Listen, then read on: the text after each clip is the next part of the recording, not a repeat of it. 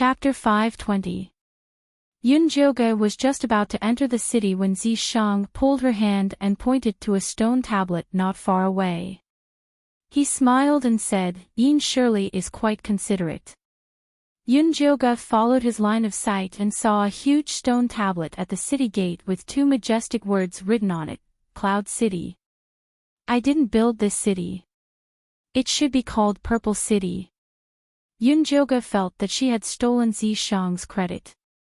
In fact, Zishang had done as much as she did recently, but he always kept a low profile and hid behind her.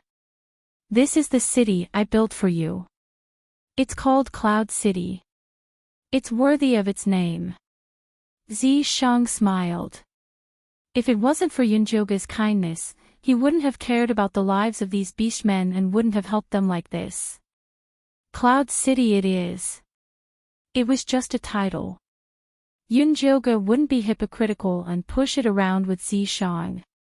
The two of them walked into the city together and saw Elder Bai walking over with the little eagle man, Shui.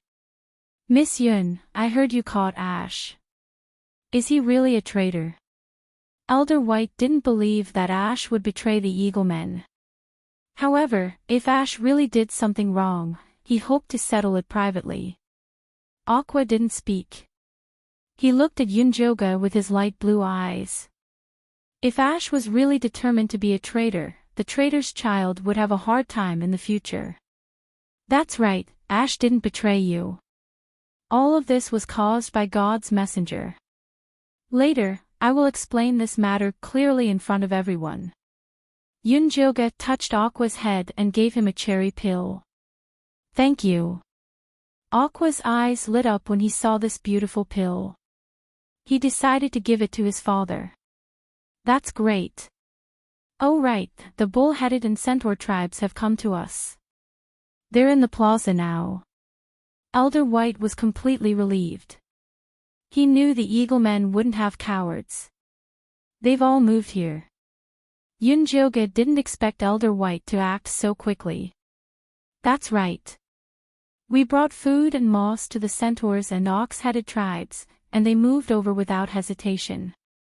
Serene Shirley has already divided the area for them, and they've already started planting herbivorous grass and moss," Elder White said with a face full of confidence. "That's right." Actually, the oxmen and centaurs didn't fully believe it at first. But after discovering that the land was actually alive, they didn't hesitate to move over. "You've done very well. Take me to them." Yunjoga needed to get to know the first group of herbivorous orcs that sought refuge with him. "They're at the plaza. I'll take you there." Elder Bai brought Yunjoga to the plaza. The square was very simple, and there was only a high platform in the middle. At this time, the high platform was surrounded by beastmen. There were eaglemen, nagas, centaurs, and oxmen all gathered together. When he saw Yunjoga and Zishang, he immediately cheered, "Lady Yun, Lord Yi." The other orcs cheered as well, as if they were welcoming a triumphant hero. Yunjoga raised his hand to greet them with a reserved smile, then walked in front of the centaurs and ox-headed tribes. The leader of the centaurs was called Mang, and the leader of the ox-headed tribes was called Blackhorn. Both of them were very tall, but they were so thin that bones could be seen everywhere. The tribesmen behind them also looked very weak. It was said that after the two tribes refused to submit to Sir Divine Envoy, they started to get sick and had no strength left in their bodies. Moreover, they couldn't eat ordinary plants, and could only eat the most tender and clean grass. But how could there be clean grass in this wasteland? The food that Elder Bai brought solved their predicament, so they made up their minds to come over and seek refuge. At worst, they would just die, but at least they could die with Yunjoga as ghosts. "Don't worry and stay here. I won't mistreat you." Yunjoga simply said a few words to them, then went to the high platform in the plaza with Zishang. Zishang stood behind Yunjoga. His tall figure was like a mountain, and a sharp and dangerous aura spread in the air, as if it wanted to steal the air away. The beast men surrounding the high platform all tensed up, looking at Zishang with eyes full of fear. It was only when Yunjoga spoke that the suffocating atmosphere was broken. I believe that Elder Bai and Chief Meng have already told you about the demonic aura. You must have a lot of questions in your hearts. Today, I will explain it to you all. Yunjoga didn't waste any time and directly released the Knoll and Ash. She then told them about how Nangongyu released the strange disease, used the Gaga grass to demonize the Knoll, and made the magic stone weapon to pollute Ash. The beast men were in an uproar. The centaurs and ox-headed tribes' faces were ashen. Their tribes were also sick before. If it wasn't for the eagle men coming to help them, they would have ended up like the Knoll. Miss Yun, can they still be saved? What if they get the strange disease? Mang and Blackhorn asked at the same time. I haven't found a way to save them yet. However, you don't have to be afraid of the strange disease. It's because your bodies are too weak to resist the death aura. As long as you have a full stomach, you will be able to resist it. Yunjoga didn't mention that the golden light could dispel the demonic aura. This kind of thing was only suitable for private research. Then what should we do? Will we all become puppets in the end? Blackhorn looked at the Knoll's lifeless eyes. He didn't want to become like that at all. So I need you to move the beast men of the other tribes into Cloud City as soon as possible. You beast men have no resistance to the demonic aura. It will only get more and more dangerous outside, Yunjoga said. Nangong, you must have taken control of many tribes. He had to save them as soon as possible. The Boer people next door also got the strange disease. I will go find them tomorrow, Blackhorn said quickly. The Boer people were too arrogant and didn't believe Elder Bai's words, so they didn't follow them. Next, I will research a new way to dispel the demonic aura. If you need anything, you can go find Elder Bai and Chief Meng. They will be in charge of everything in and out of the city. Yunjoga called Elder Bai and Meng over. The two beast men held their heads high and were very proud. They felt that the wisest decision in their lives was to seek refuge with Yunjoga. I will leave the matters of Cloud City to you. If there's anything you don't understand, ask me.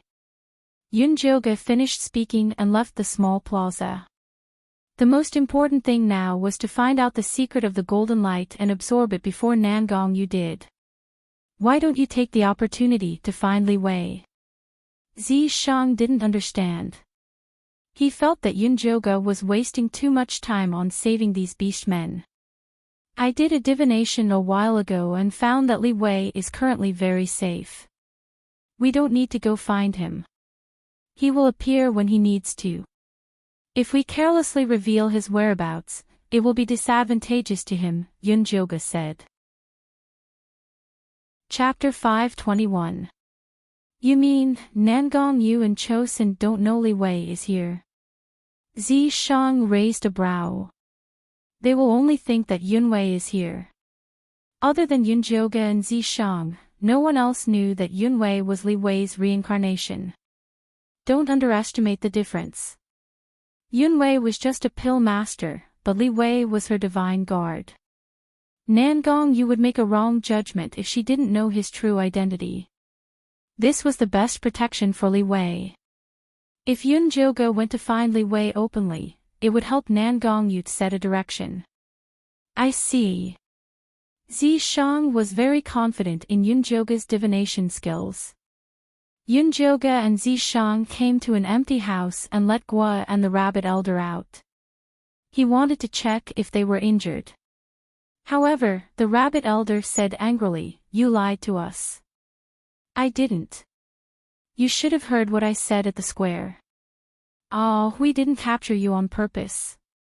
Yunjoga felt helpless. These rabbits were really sensitive and suspicious. The slightest movement could make them flip out. You said you would save our people. Where are they now? The rabbit elder pressed. Here. Yunjoga let the rabbit leader out. Leader. Elder.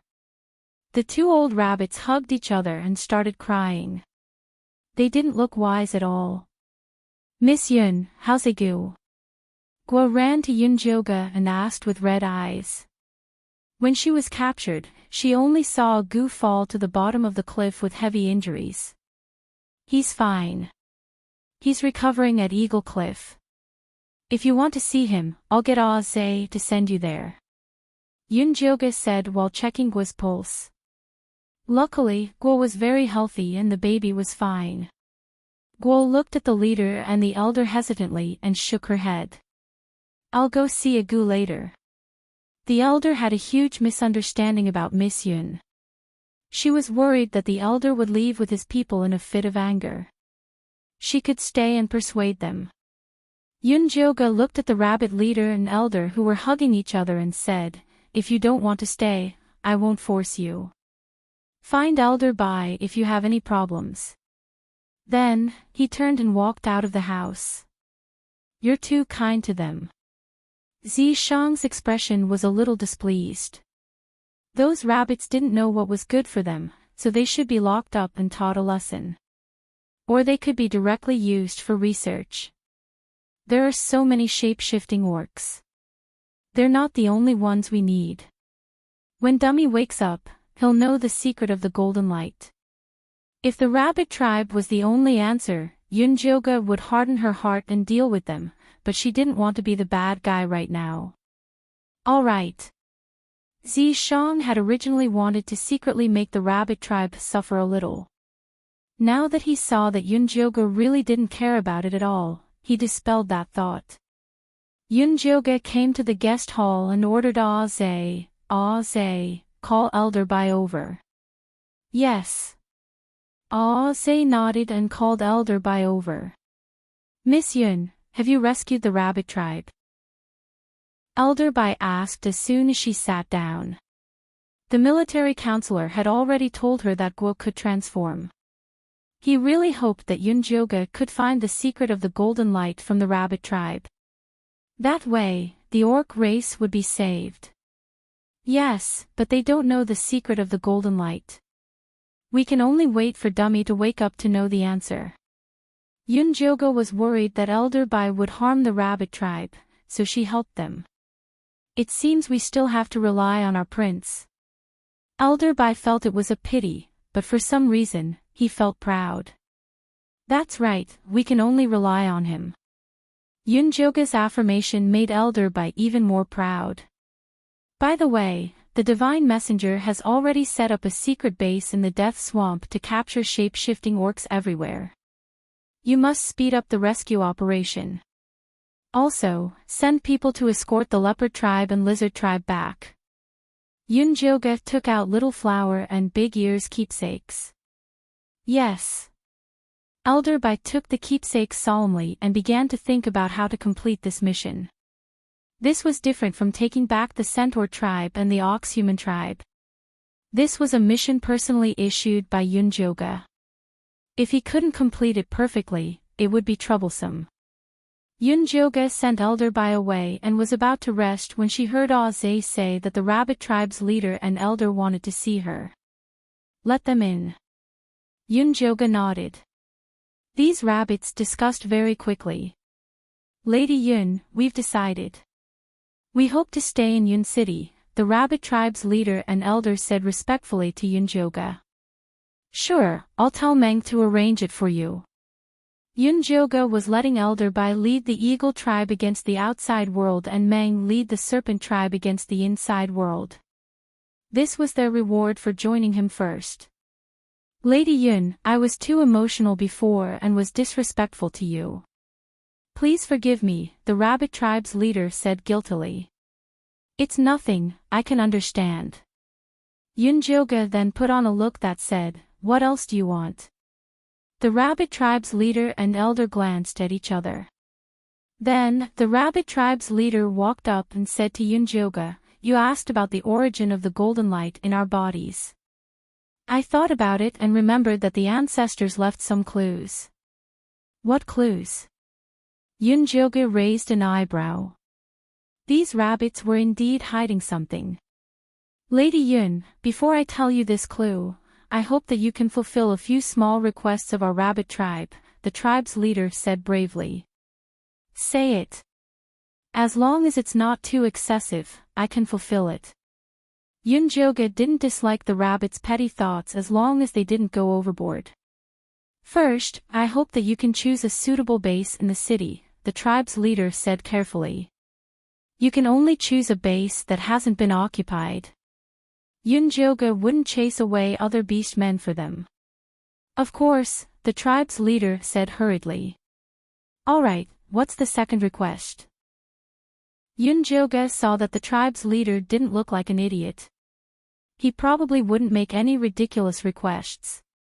Second, I hope that you can accept Demeng as your guard.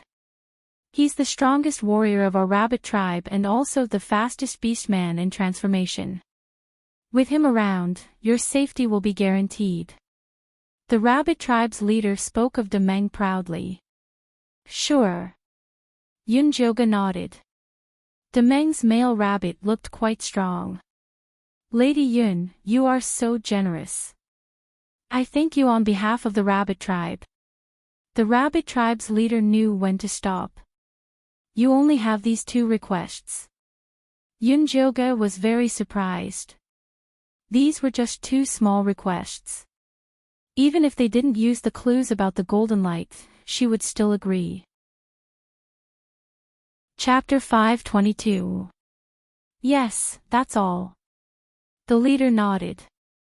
Of course, she wanted more, but greedy rabbits didn't make people like them. I can give you two more requests. Tell me when you think of them. Yunjoga didn't want to take advantage of these two rabbits. Thank you for your kindness. The leader of the rabbits was happy. She knew Yunjoga was a generous person. She wouldn't lose out if she followed him. Okay, now tell me what the clue is, Yunjoga said. It's blood, the leader of the rabbits said seriously. Blood? Yunjoga immediately thought of what Little Flower had said. Cho Sen had captured the orcs and locked them in cages to drink their blood. Could drinking blood absorb the power of the golden light? If that was true, wasn't the leader of the rabbits afraid that he would eat them? Yes, it's our blood. After we give birth to our children, we feed them a little of our blood to stimulate their strength. However, this method only works on our people. It doesn't work on other beastmen, including the other group of rabbit people. The rabbit chief was gambling that Yunjoga wouldn't hurt them by revealing this secret. I need some of your blood to prove this. Yunjoga didn't think the rabbits were lying, but he still had to verify it. Of course, you can take mine, the leader of the rabbits said. No, take mine. The rabbit elder, who hadn't said anything, walked forward. Her red eyes looked at Yunjoga and said, if you need, I can stay by your side and let you examine me. You don't have to be so nervous. You aren't the only orcs that can transform. Yunjoga told them about Little Flower and Big Ear. He wanted the rabbit people to relax. I didn't expect Little Flower and Big Ear to have the golden light. It looks like the secret of the golden light is deep. The leader of the rabbits and the elder knew Little Flower and Big Ear. They relaxed when they heard they had companions. You can take the blood yourself. I want the blood of all of your people. I don't need too much. 1 bottle is enough for each of you. Yunjoga took out a few hundred transparent crystal bottles that were the size of a thumb. He said, remember to write the names on the bottles. Don't confuse them. Yes. The rabbit elder and the leader took the bottles and left respectfully. After the two left Yunjoga's house, they sighed in relief. They were both glad that they had survived. Telling a secret like this had put a lot of pressure on them. Luckily, Yunjoga's reaction was within their expectations. I hope we weren't wrong. The rabbit elder laughed bitterly. She was a pessimist by nature, so this kind of adventure did not suit her. However, she had no other choice. She had just walked around with the elder and was stunned by the majestic castle. She had just gone out for a stroll with the elder and was stunned by this majestic castle. Without a doubt, this kind of castle would become the beastman's reliance to resist the cold, hunger and death. Currently, the eaglemen and nagas had already gained a foothold in the castle, while the centaurs and oxmen had arrived earlier than them. In the future, they would also be put in an important position. The rabbit tribe was finished. Previously, they had been disrespectful to Yunjoga. Even if they could stay in Cloud City, they would be at the bottom. The rabbit tribe leader didn't want this to happen. In order to gain a place in Cloud City, she took the risk to reveal the secret. Let's go. Let's choose a base before drawing the blood of our tribesmen. The rabbit chief had already chosen to believe Yunjoga. Thus, he did not think too much about it. They led their clansmen to choose a fertile place to settle down, then asked Great Meng to send the blood samples of all their clansmen over. Put it there. Yunjoga had already remodeled his house. There was a row of wooden racks by the wall that were specially used to store blood samples. At this time, there were already 3 tubes of blood on it. They belonged to Dummy, Xiaohua, and Big Ear. Demeng carefully poured all the blood into it, then looked at Yunjoga in awe. Miss Yun, do you have any other orders? Yunjoga was taking notes. Without raising his head, he said, there's nothing else. You can go down now. Yes. After Demeng left, he automatically stood guard at the left door. Ah Zhe, who was dozing off to the right, saw Demeng and said unhappily, Rabbit, go back to where you belong after delivering the things. Don't block the way. This is where I should go. Demeng looked at Ah Zhe coldly. The place you should go is the rabbit house, not here. Ah Zhe raised his eyebrows and made a fierce look. Miss Yun has already agreed to take me as a guard. You have no right to chase me away. Demeng raised his chin and looked at Ah Zhe with disdain. That's impossible. Only the eaglemen can be Miss Yun's guard. You're just a male rabbit. What right do you have to steal our position? Ah Zhe realized that he was being looked down upon by a rabbit. He was furious. They had fought with the Naga several times to get the position of guard. Because I can defeat you, Demeng said in a low voice. Before coming, the chief told him that he didn't need to hide his power. He had to let Miss Yun see his value. Ha, a rabbit dares to say that he can defeat me. Ah Zhe thought this male rabbit was crazy. If you don't believe me, come and try. Demeng showed a provocative expression.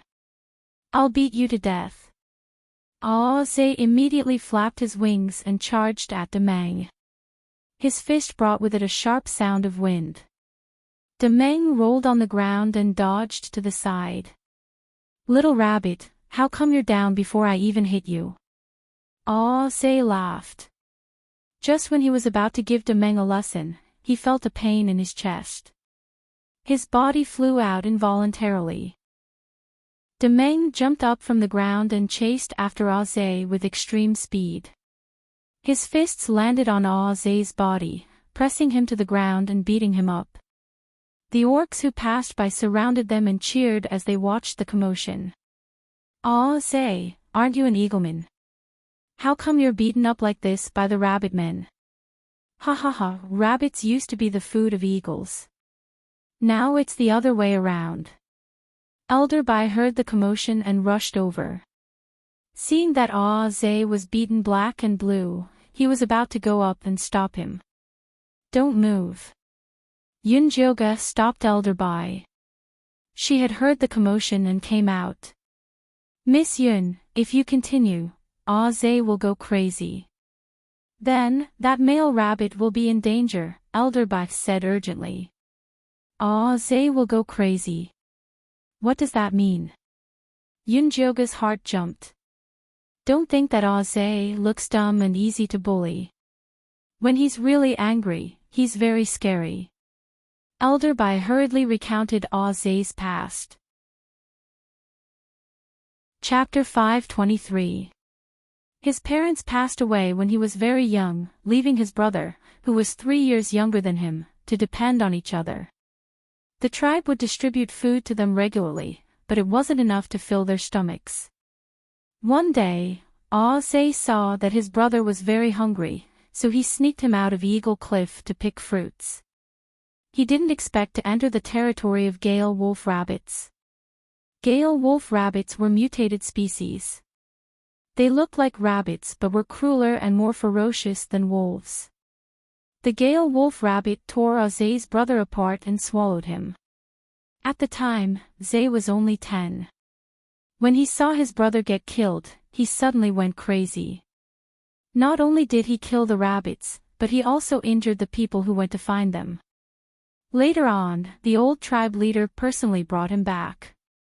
Elderby still had lingering fear when he talked about the past.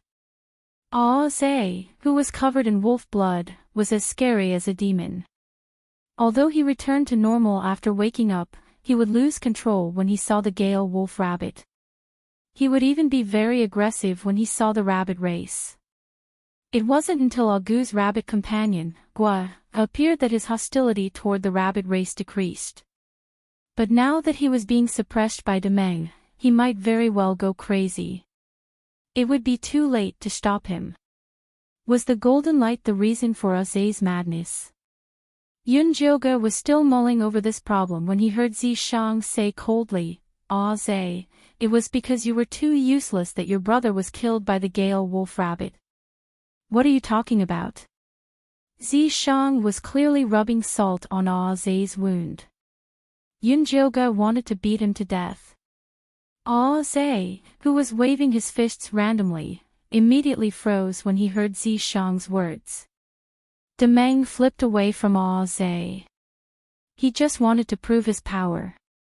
He didn't want to hurt others. Zay, are you okay? Elderby asked worriedly. Zay looked up. His eagle eyes were eerily red. He let out a shrill scream and leaped toward Great Meng crazily. Demeng blocked with his hand but felt his arm was about to break. He couldn't help but fly back. He quickly steadied himself and counterattacked, punching at Zay's ribs. Zay dodged to the side and fought with Demeng. Hurry up and open your spirit eye to check. Zishang urged Yunjioge. I already opened it. Yunjioge opened his spirit eye and found that Zay's golden light was like a burning flame. The fuel was his life force. Quick, capture Zay. Yunjioge said urgently. If this continued, Zay would really go crazy. Zishang immediately stopped Zay. Zay struggled with all his might, almost flipping Z's sword over. Yunjioge flicked out his moon spirit threads and tied him up. Then, he quickly pricked him with needles to let out his blood. Zay's meridians were blocked. The golden light gradually faded, but he was unconscious. Is Zay okay? Elderby quickly came over. I'm fine. I just need to rest for a few days. Yunjioge stood up and looked at Demeng. You're injured. Do you want to go back and rest? No need, it's just a superficial wound. Demeng shook his head. The golden light on his body could heal wounds. Zay was strong, but he didn't deal a fatal injury to him. That's good. Yunjioge took Zay in to get his blood drawn and let Elderby send him back to Eagle Cliff. At this time, Yunjioge had already received 4 blood samples and placed them on the wooden shelves. The leopard men race and the lizard men race each took charge. The eagle men race had 2. The rabbit men race had 500. The blood samples of the 4 races were clearly different. The leopard men and lizard men race's blood was a little gray. It looked like they were slightly infected by devil chi. The rabbit men race's blood was very light. Some of it might have been absorbed by their bones, skin, and flesh. Zay's blood was fiery red. This was a special characteristic of his berserk race. Dummy's blood was the brightest. It was golden and warm. It was also the thickest of all the blood samples. Yunjoga tried to put the rabbit men race's blood together with the eagle men and leopard men race's blood. There was a violent collision between the two. In the end, they melted into a pool of blood. If their blood is incompatible, why did Chosun suck their blood? Zishang asked. Maybe he's practicing some technique that can counteract this effect. Yunjoga guessed. Looks like I still have to drag him out of Grey Castle and ask him. Zishang rubbed his chin. He was thinking about how to attack Grey Castle. First, you have to get rid of the death chi and miasma. This Fei can help. Second, you have to get rid of the puppet orcs. This is a little troublesome, Yunjoga analyzed. Because the puppet orcs were not afraid of death or pain. Ordinary orcs could not do that. Grey Castle should have many magic stone tools. Ordinary orcs could not resist them. In the current situation, we can only make the orcs awaken the golden light as soon as possible. If we can awaken a golden light orc army, then attacking Grey Castle will not be a problem. Zishang thought for a while and said, so far, it seems that there are 3 ways to awaken the orcs. First, blood inheritance. Second, the death of a loved one. Third, life and death. We just have to simulate these 3 situations and throw the orcs in. Then, we can harvest a large number of golden light orcs. This is just a hypothesis. We can't test it before we are sure. Yunjoga glared at Zishang. This was the key to conquering the orc tribe. What if they were scared away? Then I hope you can test it as soon as possible. Time is limited. Chosun and Nangong, you will not sit still and wait for us to catch up.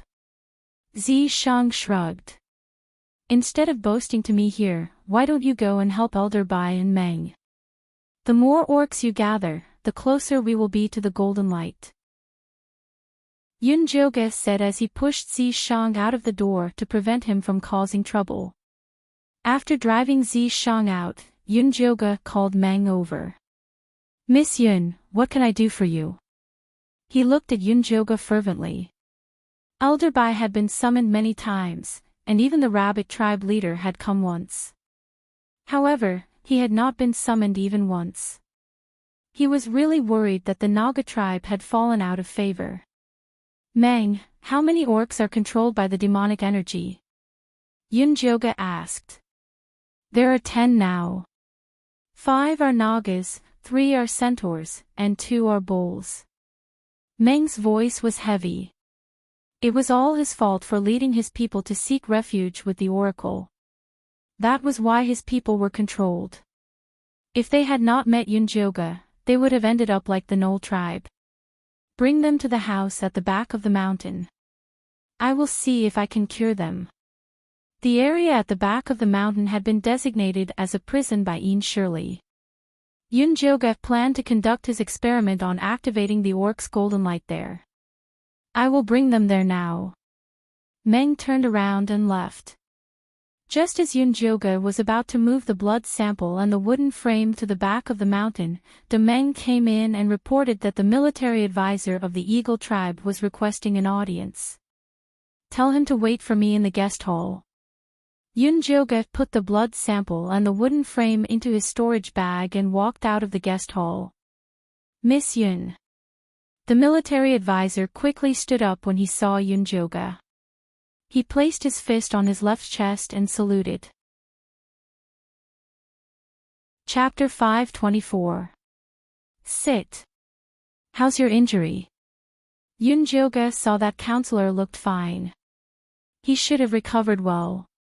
My injury is healed thanks to you. Agu has woken up too. He's with Gua in the city. Counselor sat down. Wait a moment. When Yunjoga heard this, he called the Meng in and said, "Later, tell Chief Meng to remember all the pregnant beast men. Every morning, I will check on them in the house beside the plaza. Then, I will give each pregnant woman an extra portion of food." "Yes, sir." De Meng answered loudly and went out. "Lady Yun, you only have De Meng as your bodyguard. I'm afraid it won't be enough. Why don't I send Ah Ping and Ah Fei over?" The military advisor asked carefully.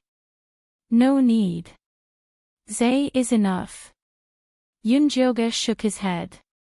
She could protect herself. She didn't need so many orcs as guards. "Zay is your guard, but he lost control when he was on duty. He failed to live up to your trust." Counselor lowered his head in shame. If Zay wasn't still unconscious, he would have tied him up and dragged him over. They finally got a good position next to Lady Yun because of the human race, but it was ruined by Zay. "Don't blame Zay. He'll still be my guard when he recovers," Yunjoga said. "I'm afraid he won't have the face to see you." Counselor shook his head. Yunjoga thought about it and said, "How about this? I'm going to set up a personal guard team. There will be 2 eagle people, snake people, rabbit people, centaur people and bull people. Zay will be the captain and Amon will be the vice captain. What do you think? If Zay is the captain, the whole team will fall apart." Counselor showed an exaggerated expression. Although he was grateful for Yunjoga's trust in the eagle people, Zay was really unreliable. "Then let him be the vice captain." Yunjoga smiled and said, "I recently discovered some clues that might be able to stimulate the golden light in an orc's body. Do you want to investigate it with me?" The military advisor was quite smart, and it would be good to have him as an assistant. "It's my honor." Counselor suppressed his excitement and bowed to Yunjoga. "Then go to the back mountain and see if Meng brought the orcs there." Yunjoga said. "Yes." After the military counselor left, Yunjoga called Amon in and asked him to inform the Beastman Patriarch to select his personal guards. "I'll go now." De Meng did not know that he was about to become the team leader. He was overjoyed when he heard that he could choose another rabbit man. Yunjoga left the meeting hall and went to the back of the mountain. There was a large wall at the back of the mountain, and inside it was a low-grey prison cell. The prison had 2 floors, and there were more than 10 small cells on the ground. The dungeon was used to hold important people. Yunjoga pushed the door open and walked into the cell. He saw that Meng and the military advisor had already placed the out-of-control orc in a large cell. Among the Nagas were Aunt Gaga and 4 middle-aged female Nagas who used to plant the Gaga grass. The centaurs were 2 aunties, while the oxen were 2 youths. Both of their expressions were numb, their eyes lifeless. These people are controlled because they have been in contact with the magic stone for a long time. Meng briefly explained their situation. "I got it. You can go back to your work." Yunjoga waved his hand and left respectfully. "Miss Yun, how do you plan to test their golden light?" the military counselor asked excitedly. "Based on my research, there are 3 ways for orcs to awaken their golden light. First, it's through blood inheritance. Second, it's the death of their loved ones. Third, it's a matter of life and death. I want to simulate this situation and see if I can awaken them." However, based on the information she had collected so far, those who could awaken their golden light were all young and strong men. It would be difficult for the old, weak, women and children. However, she could only try her best in this situation. "Miss Yun, why don't you let me try?" The military counselor did not believe that the old, weak, women and children could awaken their golden light. "You?" Yunjoga looked at the military counselor. He was a good seedling. "The Eagle Squad is willing to be your test subject. No matter what happens, we will not complain." The military counselor swore with a serious face. The fate of the gnolls had alerted all the orcs. Awakening the golden light was the only way out. He was willing to pay any price for it. All right, I agree to your request. However, let's use them for the test first. The gray gas in their brains is easier to observe. It won't be too late to use it on you after I find a suitable plan. Good steel should be used where it matured. She would use the military counselor as a test subject after the plan was mature. It would be best if she could succeed in one shot. Yes. The military counselor nodded. Then, he asked seriously, what do we do now? There are no rabbit men here, so we can't use the blood inheritance. Let's try the other two first. Find out the family situation of these orcs first, Yunjogo ordered. The military counselor was stunned. He asked nervously, are you going to kill their relatives? Do I look like such a cruel and stupid person? Yunjogo was speechless. What did the military counselor think of her? No. The military counselor nodded honestly. He was also ashamed of his sudden idea. All right, do your investigation well. I'm going out for a while. Yunjoga left the back of the mountain and prepared to look for Ian Shirley in the plantation. The plantation had expanded for a few more miles. The gray wall divided the vast and fertile land, which would be given to the orcs as their territory. Yunjoga did not walk through the tunnel. Instead, she jumped onto the wall. She looked down from above and saw that the territory of the Naga tribe had already grown large yellow grass. The walls were covered in moss. The Naga tribe had built a row of wooden houses near the entrance. It was said that these houses were personally designed by Ian Shirley. The orcs lived on the upper floors, while the livestock were kept on the lower floors. Now, there were many elk, pheasants, goats, and other wild beasts. These wild beasts wanted to escape at first. Later, when they realized that they could eat and drink here and that it was safe, they succumbed one by one. The large grass and moss in the territory of the horse race and the ox race next door had also started to grow. They also lived in stilted houses. There were also wild beasts downstairs. They were prepared to exchange them with other races in the future. Moreover, because they were herbivores, these wild beasts were very tame. They were much easier to deal with than the Naga tribe. The territory chosen by the rabbit men was at the border of the other races' territories. Although they had only been here for 2 days, rows of stilted houses had already been built. They were really good at planting. The large grass and moss grew faster than the horse race and the ox race. On a sturdy stilted house, Gua said to a Gu, if you live here with me, we can raise some wild beasts under the stilted house. All right, I'll listen to you. A Gu was a henpecked man. He would do whatever Gua said. Then why are you still standing there? Go and catch them. Gua patted a Gu's wings reproachfully. I'll go now. A Gu immediately flapped his wings and left. He turned into a small black dot in the sky. Chapter 525. Yunjogo was in an indescribably good mood as she looked at this lively scene. She didn't want to disturb the working orcs, so she covered herself with moon spirit silk and walked along the wall.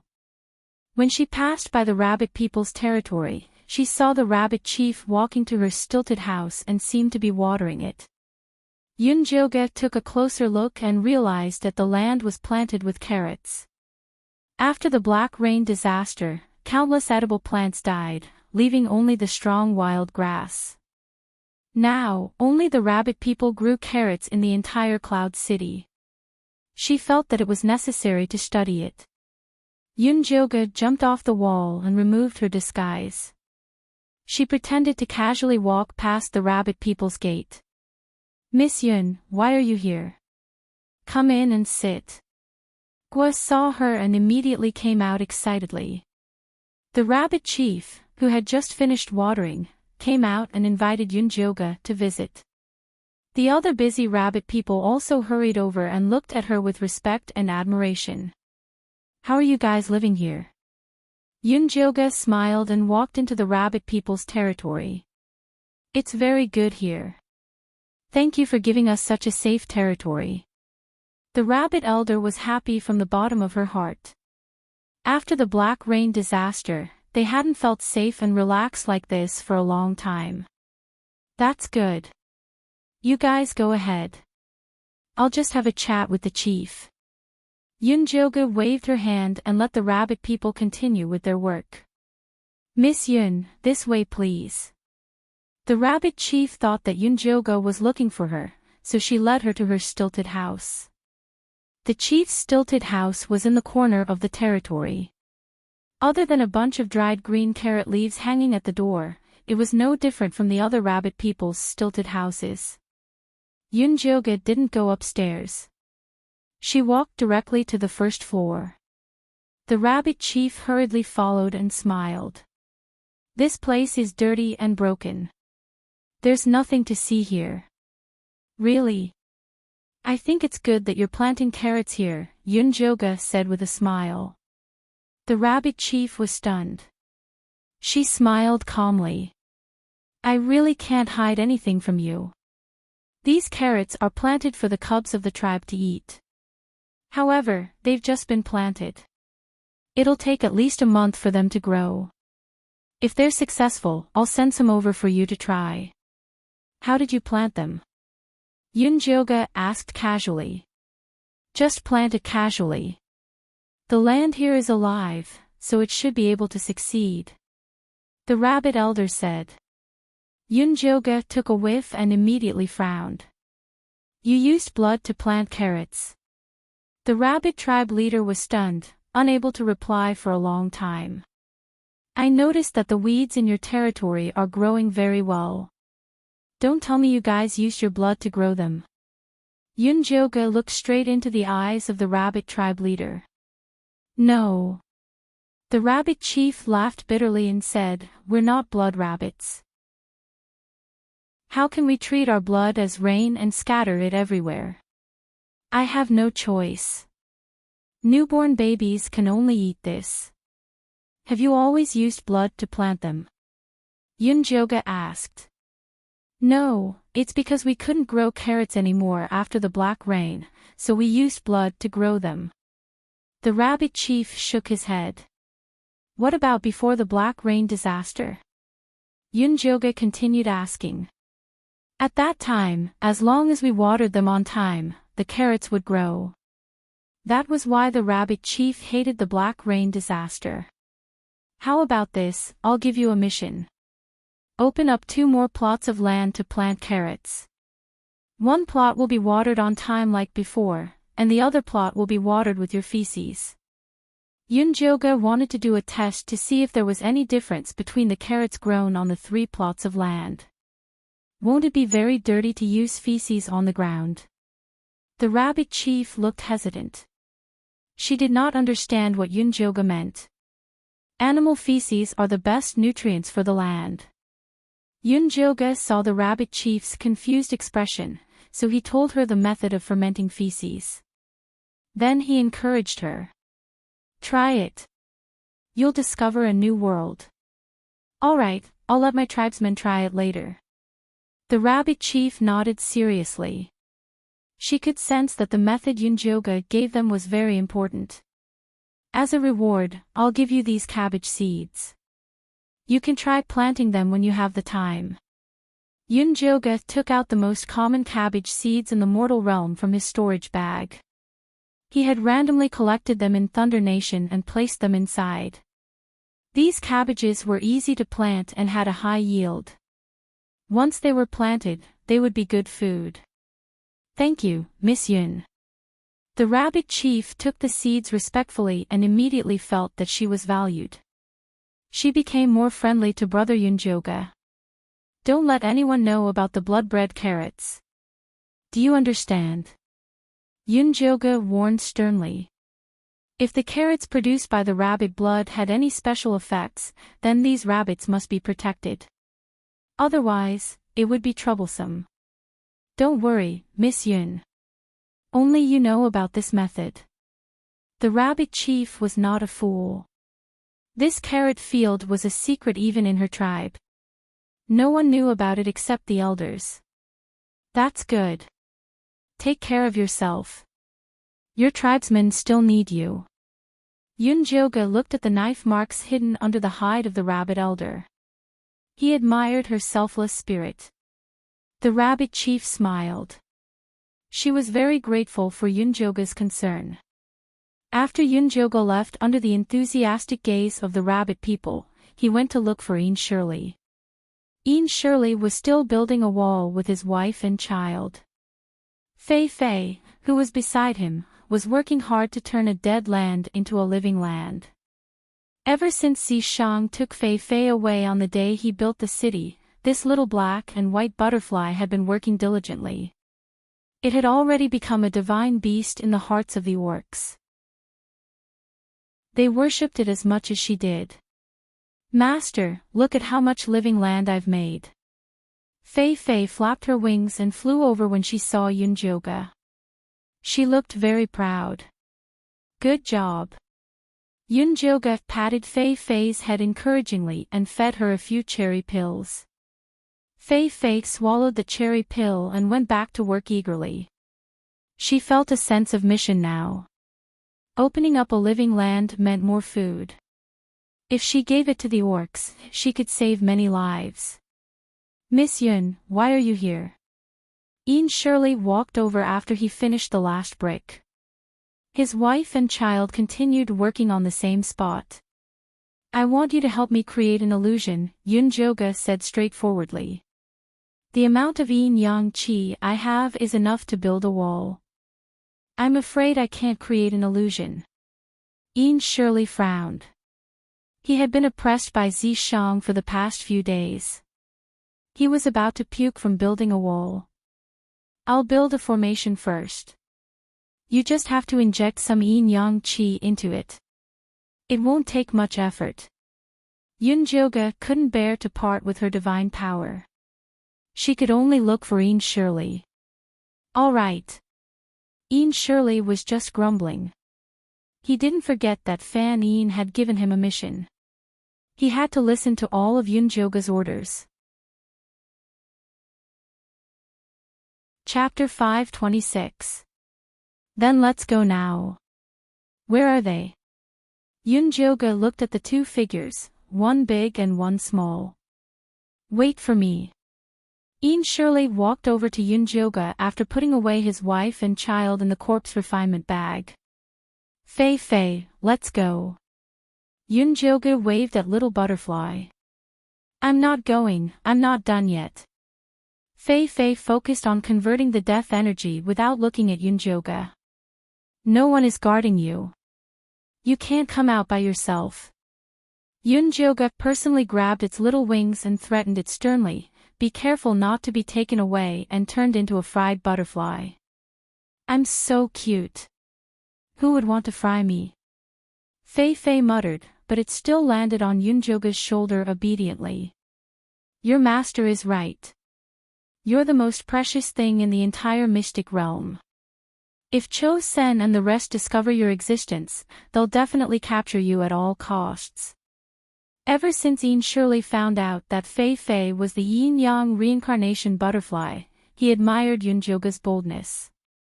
He was actually willing to let such a precious thing work without fear of being robbed. Master won't let me be captured. Fei Fei retorted indignantly. Then, it silently shrunk its body. Don't scare it. Yun Joga stuffed another 2 cherry pills into Fei Fei's hands to prevent it from abandoning its task. The two returned to the prison at the back of the mountain. The military counselor had already gone to find Meng to understand the situation. The 10 dumbfounded beast men were still locked up in their cells. You set up the illusion for them. Ian Shirley raised his eyebrows. This was overkill. Not for them, for the beast men.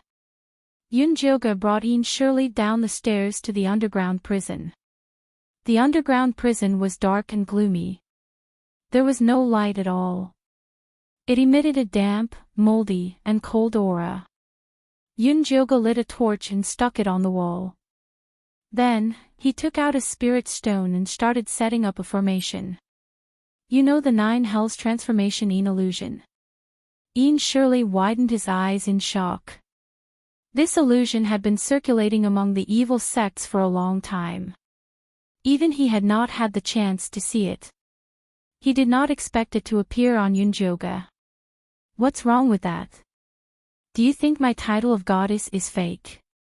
Yunjoga dipped the cinnabar in and drew on the spirit stone. Runes with mysterious powers appeared on the spirit stone. She was too lazy to use her brain when Zishang was around, but that did not mean that she was brainless. After being a goddess for so many years, there was nothing in the world that she didn't understand. It was just that those memories had been sealed away by her and would only be rummaged through when needed. Are you really a goddess? Although Ian Shirley had already guessed Yunjoga's identity, he was still very surprised to hear her admit it. Why? Didn't Fan Ian tell you about me? Yunjoga chatted with Ian Shirley as he drew. Master Fan Ian has never mentioned your identity. However, to be valued by him, I feel that you are not an ordinary person, Ian Shirley replied cautiously. In reality, the first time he met Yunjoga, he was very disappointed. Yunjoga was simply too weak. The only thing that stood out about him was his purple deceased sword. After Yunjoga joined the Ian Corp sect, he had been secretly observing to see if Yunjoga was hiding anything. After that, Ink Flower, White Bones, and Chosun worked together to force Yunjoga, but Yunjoga still focused on escaping. He was so disappointed that he even suspected that Fan Ian had been deceived. But now, Ian Shirley finally understood that Yunjoga's strength wasn't due to her martial strength. Instead, it was due to her inexplicable strength that made people believe in her. Reality proved that she was always right. I wasn't ordinary in the past, but I can't anymore. You still have to rely on yourselves to save this world. Yunjoga placed the spirit stones on Ian Shirley's palm and said, use your yin yang qi to carve the spirit stones according to the rune patterns. I will teach you how to place them later. Okay, Ian Shirley replied impatiently and started to analyze the rune patterns seriously. After he was done, these rune patterns were also carved in his mind. Next, Yunjoga taught him how to bury these spirit stones deep into the ground according to the position of the 9 nether formation. It's done. You can go back and build your wall now. Yunjoga clapped her hands and prepared to leave. Lady Yun, actually, those walls aren't that urgent. I can stay by your side and continue working. Ian Shirley learned the 9 nether transformation in illusory formation and realized that he had a better future by staying by Yunjoga's side. Are you sure you're not in a hurry? Yunjoga turned to look at Ian Shirley and said with a faint smile, wait for Zishang to tell me that. Don't. I'll go back and build the wall now. Ian Shirley couldn't help but tremble when he heard Zishang's name. That despicable fiendish demon wanted to squeeze his bone marrow dry. If he found out that he was slacking off, he would be finished. Take Feifei away. Remember to look after it. Yunjoga placed Feifei on Ian Shirley's shoulder. Transforming the deathly aura was what the little butterfly should be doing. Don't worry. Even if I lose my wife and child, I won't lose it. This was definitely the heaviest oath Ian Shirley had ever made. Don't be nervous. You just have to look after it and don't let it run around. Yunjoga still believed in Ian Shirley. Moreover, Feifei had the ability to protect itself. It was just that one more person meant one more safety. Not long after Ian Shirley left with Feifei, the military counselor and Demang hurried over. Behind them were the Eagle Man, Ah Fei, and an unfamiliar female rabbit person. "Sir, Elder Bai recommended Ah Fei to be your guard," the military counselor said. "All right." Yunjoga nodded and looked at the female rabbit person behind Demang. This rabbit person had slightly dark skin and short hair. Her slender figure was full of explosive power. Her expressionless face looked even colder than ash. Facing Yunjoga's scrutinizing gaze, she only said 4 words, "I am Maya." Maya was sent here by the chief. She is an expert in our tribe. It's just that she doesn't like to talk, Demang hurriedly said. Actually, Maya was stronger than him. It was just that her personality was too strange. That was why the chief did not send her here. This time, when she heard that the guards were going to expand, she decided to send Maya here. Very good. You don't have to talk much to be my guard. Yunjoga nodded. Then, he looked at the military counselor and said, "Have you finished what I asked you to do?" "Yes." "This is the relationship between Aunt Gaga and the others." The military counselor took out a stone slab and began to explain to Yunjoga. In summary, Aunt Gaga and the others had no children. They only had collateral relatives. That was why they were sent to interact with the magical stones. "Do you still want to try?" the military counselor asked carefully. "Of course. Why not? Bring them to the dungeon. The few of you guard outside." Yunjoga turned and walked towards the dungeon. The military counselor brought Aunt Gaga and the others into the dungeon. According to Yunjoga's instructions, they tied them up in a corner. "Come here." Yunjoga sat in a small room beside the dungeon and waved at the military counselor. "What do we do next?" The military counselor walked in and asked. "Nothing. Just watch them." Yunjoga threw a spirit stone into the dungeon. The 9 Gloomine illusion was officially activated. Chapter 527. The spirit stone that Yunjoga threw fell to the ground silently. The 9 Nether Shift-in illusion was activated instantly. A faint black fog rose and enveloped Aunt Gaga and the other beastmen. The military advisor opened his eyes wide, trying to see what was going on inside. Unfortunately, his field of vision was completely dark. "Miss Yun, what's going on?" The military advisor turned around to ask Yunjoga, only to see her solemn expression. Her pupils flickered with a faint golden light as she stared unblinkingly at the beast men inside the formation. "Calm down and take a look. The black fog is their current soul state. Only by breaking free can they awaken the golden light," Yunjoga reminded the military advisor without looking back. "Yes." The military advisor calmed down and took a closer look. The black fog was swaying wildly as if someone was trying to break free. Yunjoga could see more clearly than the military advisor. The 10 beast men were struggling in the illusion. Unfortunately, the power of the illusion was too strong. Soon, 2 Naga females fainted due to physical exhaustion and were automatically ejected from the illusion. This was the protection mechanism that Yunjoga had set up to prevent them from being trapped inside. Gradually, more and more beast men were ejected from the illusion. Finally, only the 2 bull-headed youths and Aunt Gaga were left. "It seems like physical strength and vitality are also important conditions for awakening," Yunjoga muttered to herself. Aunt Gaga was the strongest among the 10 beast men, while the bull-headed youths were the youngest. After the time it took for an incense stick to burn, the 2 bull-headed youths were also ejected. Only Aunt Gaga was left. It seemed like she was just stalling for time. "Miss Yun, let me try." The military advisor felt that Yunjoga was wasting time. What could a group of old, weak, women, and children achieve by experimenting? There's no rush. I still need to adjust the illusion a little more. Yunjoga calculated the time. The fastest to be ejected were the 4 middle-aged Naga females, followed by the centaur and bull-headed youths. Centaurs and bull-headed youths were famous for their strong endurance. If even they could not endure it, it meant that the illusion's physical requirements were too high. It seemed like she still had to find Ian Shirley to adjust the formation's physical requirements and increase the mental torture. Only then would it be easier to achieve results.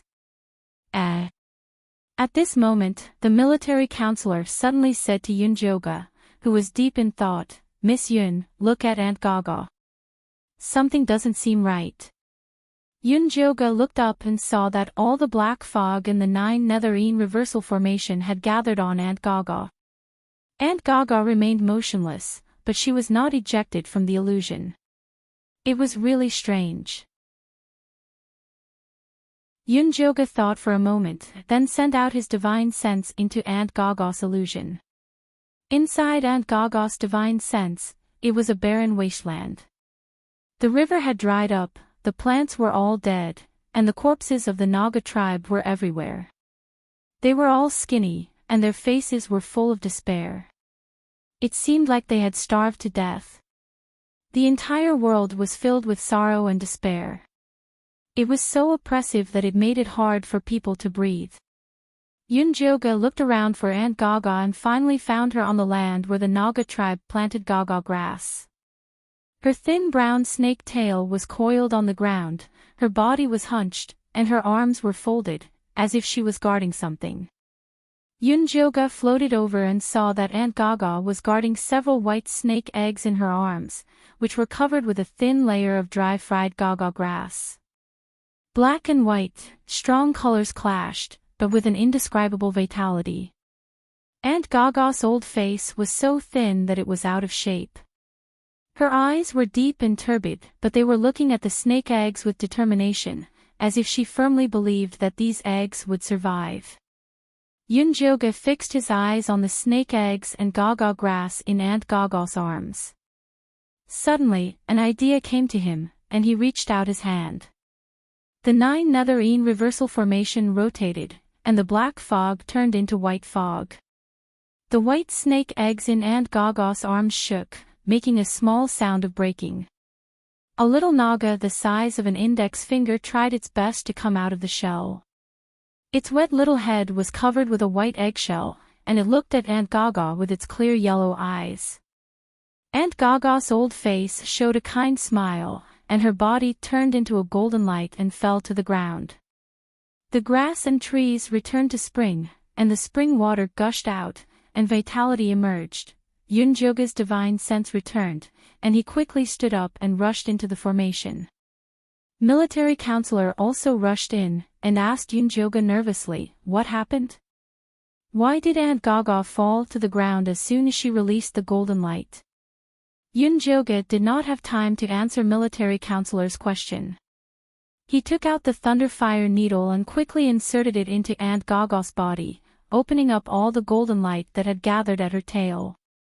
The golden light flowed like flowing water, and the grayness in Aunt Gaga's head was instantly dispelled, vanishing into thin air. Aunt Gaga succeeded, didn't she? Military counselor looked at Yun Joga with enthusiasm. If Aunt Gaga succeeded, then it would be even easier for him. "I'm not sure yet. Take Aunt Gaga to the room above to rest, and we'll talk about it when she wakes up." Yun Joga had vaguely grasped the mystery of awakening the golden light, but there were still some things that he needed to verify. "Miss Yun, let me try. I'll definitely succeed." Military counselor was burning with anxiety, and he could not wait to release the golden light immediately. "I have my own plans for this. You just need to listen to my commands now." Yun Joga could understand military counselor's feelings, but he was impatient. If military counselor's golden light also went out of control like Zay, then what was the point?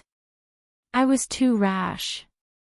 Military counselor didn't want to leave a bad impression of Yun Joga, so he sent Aunt Gaga away.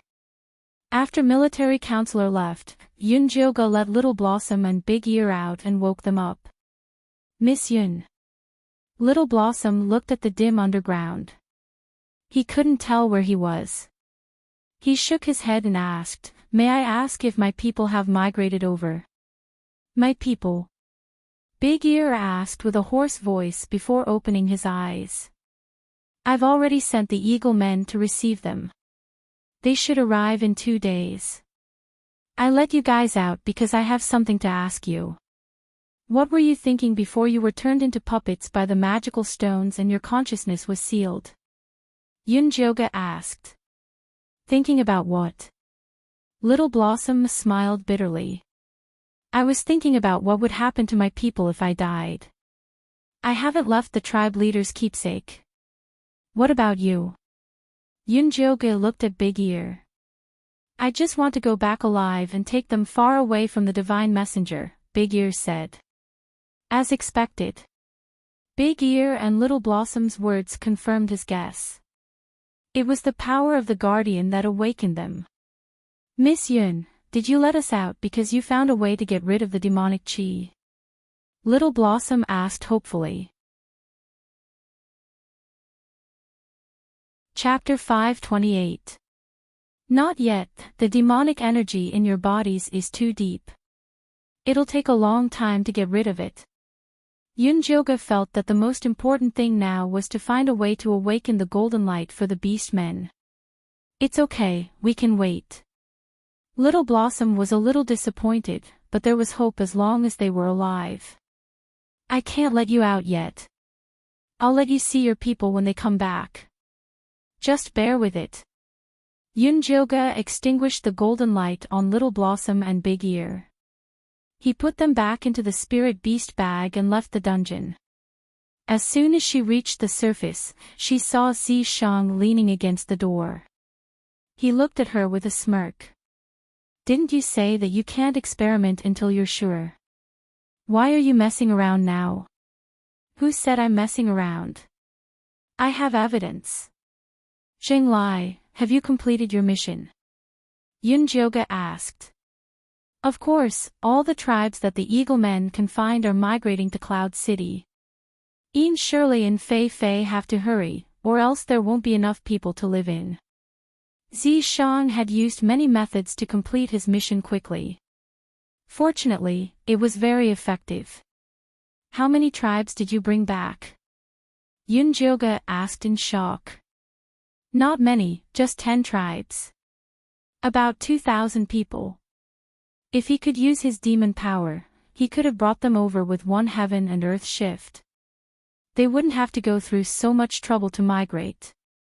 Nangong Yu and Cho Sen aren't doing anything. Yunjoga found it strange. Those two weren't easy to deal with. "They probably want to kill us all, so you have to hurry. The beast men must awaken as soon as possible. Otherwise, they'll be faced with a disaster." Zishang's expression turned serious. They didn't have much time left. "Don't worry, I already know the real way to awaken the beast men." Yunjoga told him about Aunt Gaga. "What gives them power isn't pain, but hope. Only beast men with a desire to protect can awaken." "Then what are you waiting for? If the illusion isn't enough, I can help." Setting up a formation was a piece of cake for Zishang. "No, I'm still waiting for a conclusion." Yunjoga shook his head. Awakening the golden light was no small matter. It couldn't be rushed. "What conclusion are you waiting for?" Zishang felt that Yunjoga was being too cautious. There were so many beast men, and being able to awaken 1 out of 100 was already a good deal. "This conclusion is very important. I can't explain it to you. Come with me." Yunjoga pulled Zishang's hand and led him to the resting area next to the prison cell. Military counselor and Meng were standing in front of Aunt Gaga's bed. When they saw Yunjoga and Zishang coming in, they hurried over to welcome them. "How is Aunt Gaga?" Yunjoga asked. "He hasn't woken up yet." The military counselor shook his head. Yunjoga opened his spirit eye and looked at Aunt Gaga's knowledge sea. He was surprised to find that her divine sense was calm, as if she had already fulfilled her wish and had nothing to worry about. This was the prelude to death. Mang, hurry up and bring those sick little Nagas over, Yunjoga hastily instructed. Yes. Mang quickly brought the little snake man over. After the death aura was removed, the little Naga recovered quite well. All of them were white and plump, and their tails were thick and strong. They were much taller than before, and when they saw Yunjoga, they bowed respectfully. I have a task for you. If anyone can wake Aunt Gaga up, I will reward them with a cherry candy. Yunjoga poured a cherry pill into his palm. The red pill emitted a sweet aroma, which was very tempting to these little whelps. How should we wake her? The little Naga with black and white tails asked bravely. Whatever method you use, Yunjoga said. Aunt Gaga's heart was protecting Hope, the children of the Naga tribe. Whether or not they could wake her up depended on these little whelps. 5 little Nagas immediately jumped onto Aunt Gaga's body and shouted. They pulled on her ears and scales, displaying the demeanor of naughty children. What the hell are you doing? Zishang frowned. He thought Yunjoga had something good, but it turned out to be an old Naga. Yunjoga saw the impatience in Zishang's eyes and knew that if he did not explain clearly, Zishang would explode. Come here. Yunjoga brought Zishang to a corner and said in a low voice, I want to know what's the difference between Aunt Gaga's golden light and other orcs. Isn't it fine as long as it's golden light? Zishang raised his eyebrows. Of course not. Have you forgotten Aze and Dummy? Yunjoga glared at Zishang. Aze awakened the golden light and became a lunatic, while Dummy became a fool. Dummy became a fool after traveling through space, Zishang corrected. He wasn't much better before he became a fool, Yunjoga said. According to Yunjoga's understanding, Dummy was not only a troublemaker in the Eagle tribe, but also in other tribes, which meant that his mental condition was unstable. What about the Rabbit tribe? Zishang raised his eyebrows. Although the Rabbit tribe was a little neurotic, it was still normal. They are herbivores. Although they are mentally stable, their bodies are too weak. They can only use the golden light when they turn into rabbits. Their attack power is too low. Seeing Zishang's disapproving look, Yunjoga changed the topic. Are you willing to lead the Rabbit tribe to attack Grey Castle? No, I'm not. Zishang imagined himself leading a group of big white rabbits. He got goosebumps, but he didn't give up. Don't we still have Demeng and Maya? They're not bad. Demeng and Maya are strong, so they're mentally unstable. Demeng is too impulsive. He won't fight for no reason. Maya is too calm. It doesn't matter if she doesn't speak for 3 days. In Yunjoga's eyes, they were abnormal. As long as they can fight. What does it matter if they're normal or not? Zishang frowned. He had ways to teach them a lesson. It's fine if there's no other choice, but I already know how to make them awaken the golden light normally. Of course, I have to choose the right one, Yunjoga said grumpily. According to her observations and experiments, normal orcs were mentally unstable because the golden light was awakened in their brains. However, Little Flower, Big Ear, and Aunt Gaga were awakened in their hearts, ears, and tails. The only thing they had in common was that they were both corrupted by demonic aura. Therefore, Yunjoga wanted to wait for Aunt Gaga to wake up. She wanted to know if the golden light would be stronger and more stable after being corrupted by demonic aura. If that was true, then the orc's evolution direction would be clearer. Since you already have a way, do it quickly. Zishang frowned even more. Yunjoga thought too much of the orcs. It was a waste of time to think about it. If it were him, he would do it as soon as he thought of a way. If he failed, he could just start all over again. Chapter 529. I really can't talk to you. Yoonjoga raised her eyebrows angrily. Just as she was about to lose her temper, Meng walked out of the house with a joyful expression and said, "Miss Yun, Aunt Gaga is awake." Yoonjoga glared at Zishang and followed Meng in.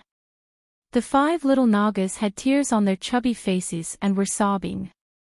"Auntie, I thought you were dead." "Hey, good kids, don't cry." Aunt Gaga hugged the 5 little Nagas and coaxed them. "Aunt Gaga is going to plant Gaga grass for you now. I'll plant a lot of it so that you can eat as much as you want." "Aunt Gaga, we don't eat Gaga grass anymore. We eat grass rice and grass potatoes now." The little Naga wiped her tears and took out a round potato from the animal skin bag she carried on her back. She handed it to Aunt Gaga and said, "This is for you." "Me too, me too." The other little Nagas also offered their treasures. "Auntie is not hungry. Eat it yourselves." Aunt Gaga's eyes were kind. She had never laid a living egg in her life and treated the little ones in her tribe as her own. It was good enough that the children remembered her. How could they bear to eat their precious food? "Auntie, we're all full." The little Nagas patted their bulging bellies. The Naga tribe was the first to plant grass and eat a lot. They had a lot of food, so they ate their fill every day. "Auntie, things are different now. I'll bring you out later and you'll understand." Meng laughed. "Is that so?" Aunt Gaga's memory was still stuck in the past. Back then, the Naga tribe had to risk their lives just to get a bite of food. Of course it's true. All of this is thanks to the great Lady Yun and Lord Yizi. They brought hope to our Beastmen tribe. Meng bowed respectfully to Yoonjoga and Zishang as he spoke. Aunt Gaga then realized that there were 2 people standing in the house. Their appearance and temperament were completely different from the Beastmen. Although she did not know what had happened, they must be great people since the tribe leader respected them so much. Aunt Gaga got down from the bed and bowed to Yoonjoga and Zishang like the tribe leader.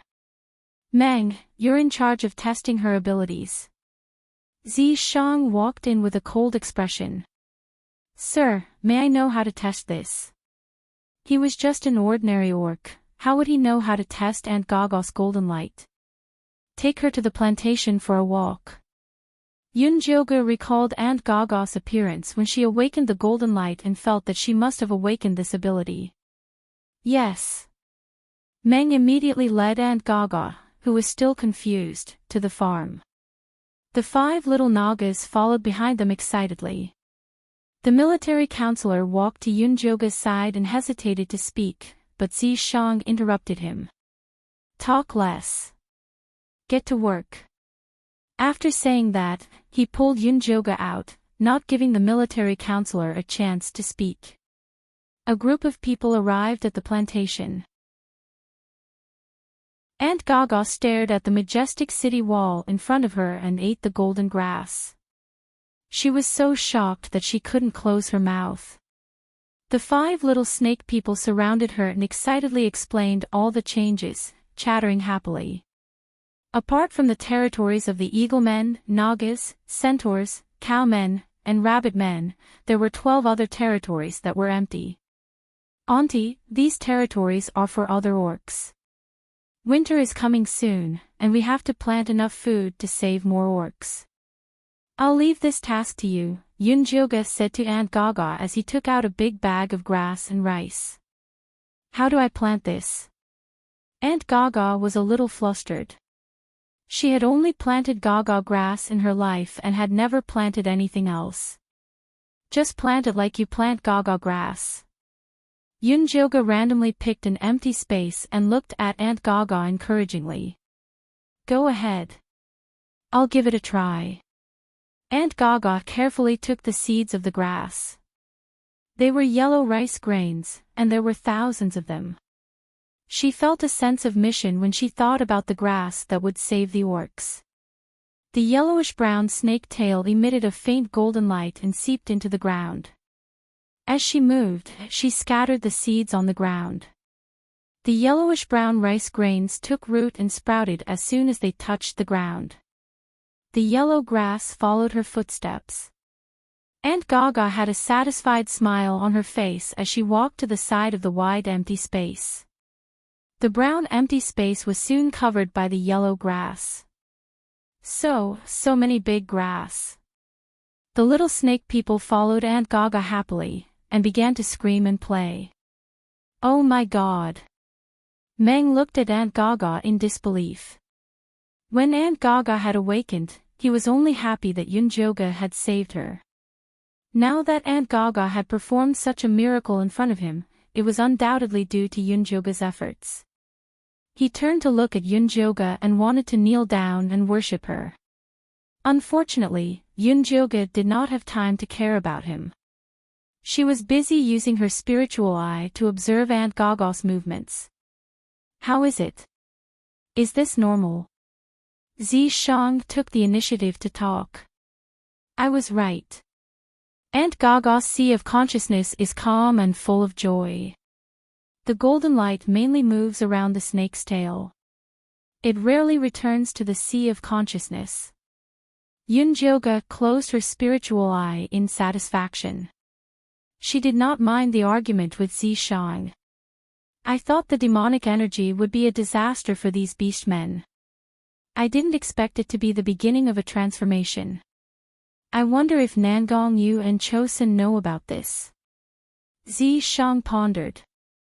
If they knew, they wouldn't have locked them up to drink blood. Yunjoga said with certainty. With Chosun's personality, if he knew that beast men could automatically awaken the golden light, he would definitely keep them in captivity and slowly slaughter them. It seems like we have taken the initiative. After being in the secret territory for so long, Zishang finally felt a sense of achievement. You still dare to complain that I am too long-winded? Yunjoga glared at Zishang. This impatient guy only wanted to reach the heavens in a single step. If they did as he said, they would only get a bunch of crazy people. Goddess is wise. Zishang tactfully admitted his mistake. Stop flattering me. Hurry up and help me set up an illusion array. Yunjoga rubbed her palms together. She was ready to go all out. Zishang cooperated with Yunjoga and set up the dungeon again. They set up 2 more 9 Helene reversal arrays. That way, they could put in a large number of beast men for experiments. Actually, it would be safer to make a few more examples. Yunjoga said regretfully. Although Aunt Gaga had succeeded, it was better to make a few more out of caution. The process of awakening the golden light after being infected by the demonic energy had a certain degree of risk. If the serpent men did not have Aunt Gaga's firm belief, they could easily be devoured. There is no time. The most they will do is turn them stupid. If they cannot awaken, they will die. This batch of beast men will finish migrating in half a month. I'm afraid Chosun cannot wait that long. Zishang mercilessly shattered Yunjoga's fantasy. Chapter 530. You've done well. Let the orcs work hard for the rest. Zishang pulled Yunjoga into his arms and kissed her forehead gently. Okay. Yunjoga smelled the faint fragrance on Zishang's body. Her depressed mood was instantly lifted. She immediately returned to the treatment room and workroom that Ian Shirley had helped her build in the back mountain. He picked up his brush and quickly drew up a plan for the orcs' awakening. Then, he called the military counselor over.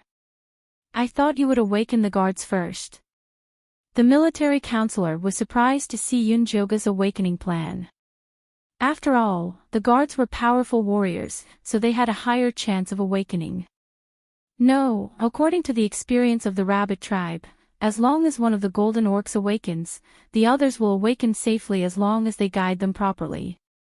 Therefore, Yunjoga's awakening plan was not based on the number of people, but the races. The first was the Naga. Aunt Gaga was a strong-willed guide. With her around, the Naga would definitely awaken smoothly. Miss Yun, which race will the Naga join after the awakening?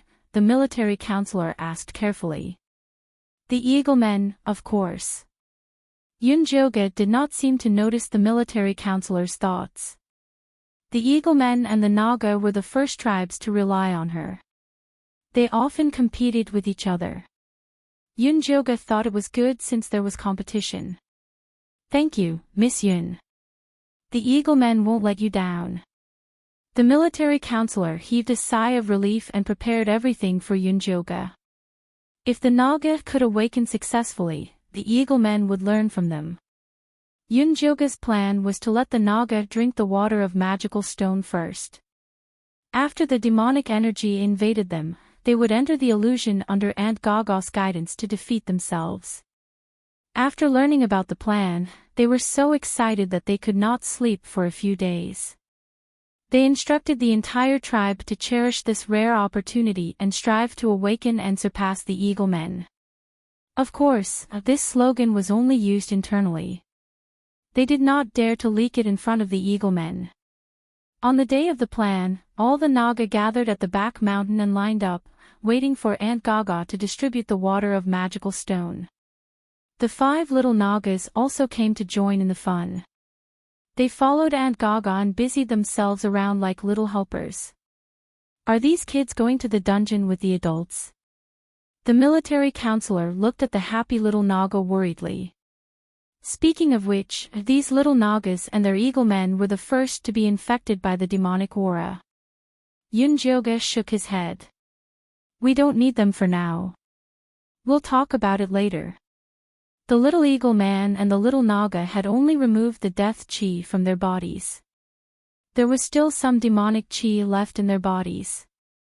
If they wanted to completely awaken, they could only rely on the golden light. But they were too young, so they might not be able to withstand the torment of the illusion. After drinking the demonic chi water, the Naga tribe entered the dungeon valiantly under Aunt Gaga's lead. The awakening experiment was undoubtedly a success. All the Nagas had awakened golden light, but the intensity of the light was different. The abilities they displayed were also different. Similar to Aunt Gaga, the female Nagas displayed the ability to plant plants. The male Naga, on the other hand, was just like Meng, displaying extremely powerful attacks. This was especially true for Meng, whose fangs and tail had awakened a golden light. His speed and strength had increased, and he could smash a boulder as tall as a small mountain with a swing of his tail. However, what surprised Yunjoga the most was that there were a few skinny female Naga beast men who had awakened special abilities. It was a very small green snake species. They were extremely fast after transforming into their original form, and their venom was very strong. They were experts at assassination. These awakened Nagas were taken away by Zishang. The females were taken to farm, while the males were sent to guard the small mountain in the city. Next, Yunjoga began the awakening of the Eaglemen. She released Ash, who had been kept away all this while. The demonic aura on Ah Hui was a bit heavy. Yunjoga was worried that he wouldn't be able to awaken, so she asked the military counselor to bring Ah Shui over and let him stay with his father and talk more. She hoped that the power of kinship could help him get through the secret realm. After making arrangements for Ah Hui, Yunjoga called Ah Zhe to her newly built treatment room in the back mountain. Miss Yun. Ah Zhe lowered his head, not daring to look at Yunjoga. I heard you've recovered a long time ago. Why didn't you come find me? Yunjoga asked Ah Zhe while carving runes on spirit stones. I don't have the face to see you. Ah Zhe was afraid that he would be seen as a crazy bird if he walked out, so he had been hiding in his nest. It wasn't your fault for going crazy last time. I've already found a solution for you. Yunjoga put down the spirit stones and looked at Aze. Do you trust me? Of course I trust you. Aze immediately looked up. He almost swore to the heavens. If you trust me, then lie on the stone bed over there. I'll extract the golden light from your brain later. The process is very simple, but you might lose a part of your memory. Only by removing the golden light from Aze's brain and making him awaken again would he not lose control and become crazy. I won't become an idiot, will I? Aze's face paled at the thought of the prince's stupidity. That won't happen. At most, you'll forget the past. Aze had always been brooding over his brother's death. What Yunjoga needed to do was to remove this part of his memory. Okay, then do it. Aze immediately lay down on the stone bed. Relax and breathe. You'll be fine soon. Yunjoga's voice was soft. While Aze was relaxing, she stabbed the lightning fire needle into his sleep acupuncture point. Aze's head tilted and he fell asleep. Yunjoga used her divine power to ignite the golden light in his brain. Then, she carefully extracted it and put it into a bottle of spirit condensation. Why are you keeping his golden light? Zishang's voice suddenly sounded. Yunjoga almost knocked the bottle over. Can't you knock when you come in? What if she made a sound when she extracted the golden light and Aze became an idiot? Who knew you were so cowardly? Zishang walked over to Yunjoga and looked at the bottle in her hand. You haven't answered my question. I plan to put Aze's golden light into Little Blossom and Big Ear's bodies to see if it can save them, Yunjoga said. It was like a blood transfusion. The golden light that Little Blossom and Big Ear awakened wasn't enough to expel the demonic chi, then, she would put in some golden light to see if it could strengthen them. Aren't you afraid they'll suck Aze's golden light and become crazy? Zishang raised his eyebrows. The golden light itself is good. It's just that Aze's brain can't control it. Plus, Little Blossom and Big Ear didn't awaken in the brain. They'll be fine. Yunjoga lowered her head and engraved Aze's golden light on the bottle.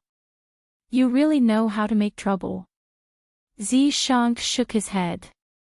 Those poisoned beast men were already abandoned in his heart. Only Yunjoga would think of a way to save them. Chapter 531. What do you know? Every time I mess with the golden light, I learn more about it. It's very useful for finding the origin of the golden light. Yunjoga didn't forget that she studied the orc's golden light to find the origin and strengthen her divine power. You're worth teaching. Zishang patted Yunjoga's head. Why aren't you busy with building the city? Why are you here? Yunjoga slapped Zishang's hand away. She wasn't a child. Why was he patting her head?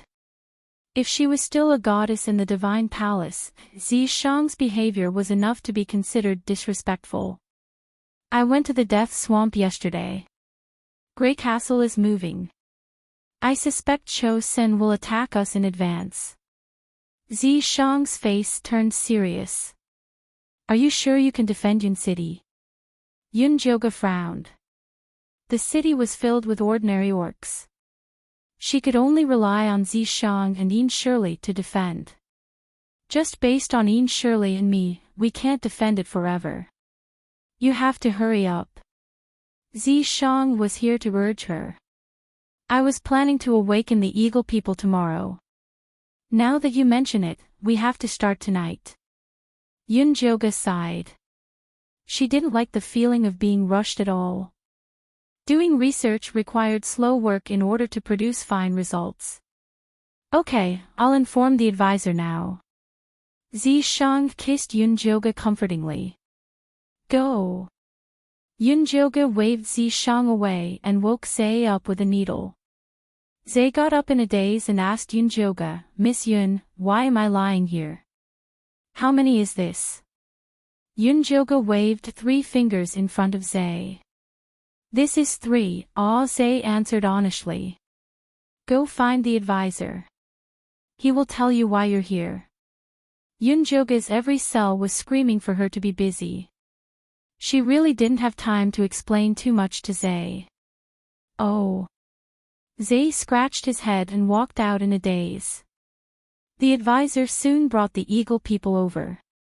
He asked Yunjoga excitedly and nervously, Miss Yun, Master Yi Zi said we're going to awaken tonight. Is it true? That's right. Take this magic stone and soak it in water. Everyone drink a bowl of it and then go to the dungeon. Yunjoga threw a grey magic stone to the military counselor and took out a booklet to write a plan. After the eaglemen awakened, it was the bulls and centaurs' turn. Currently, none of these 2 races had awakened the golden light, so they couldn't follow the same steps as the Nagas and eaglemen. They had to first test and choose the beast men with the strongest protectiveness of their tribe, and then use that to awaken the other tribesmen. The military counselor took the magic stone and looked at Yunjoga hesitantly.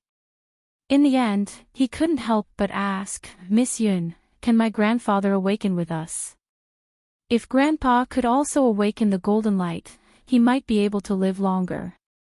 No. Yunjoga put down the plan in his hands and looked up at the military counselor.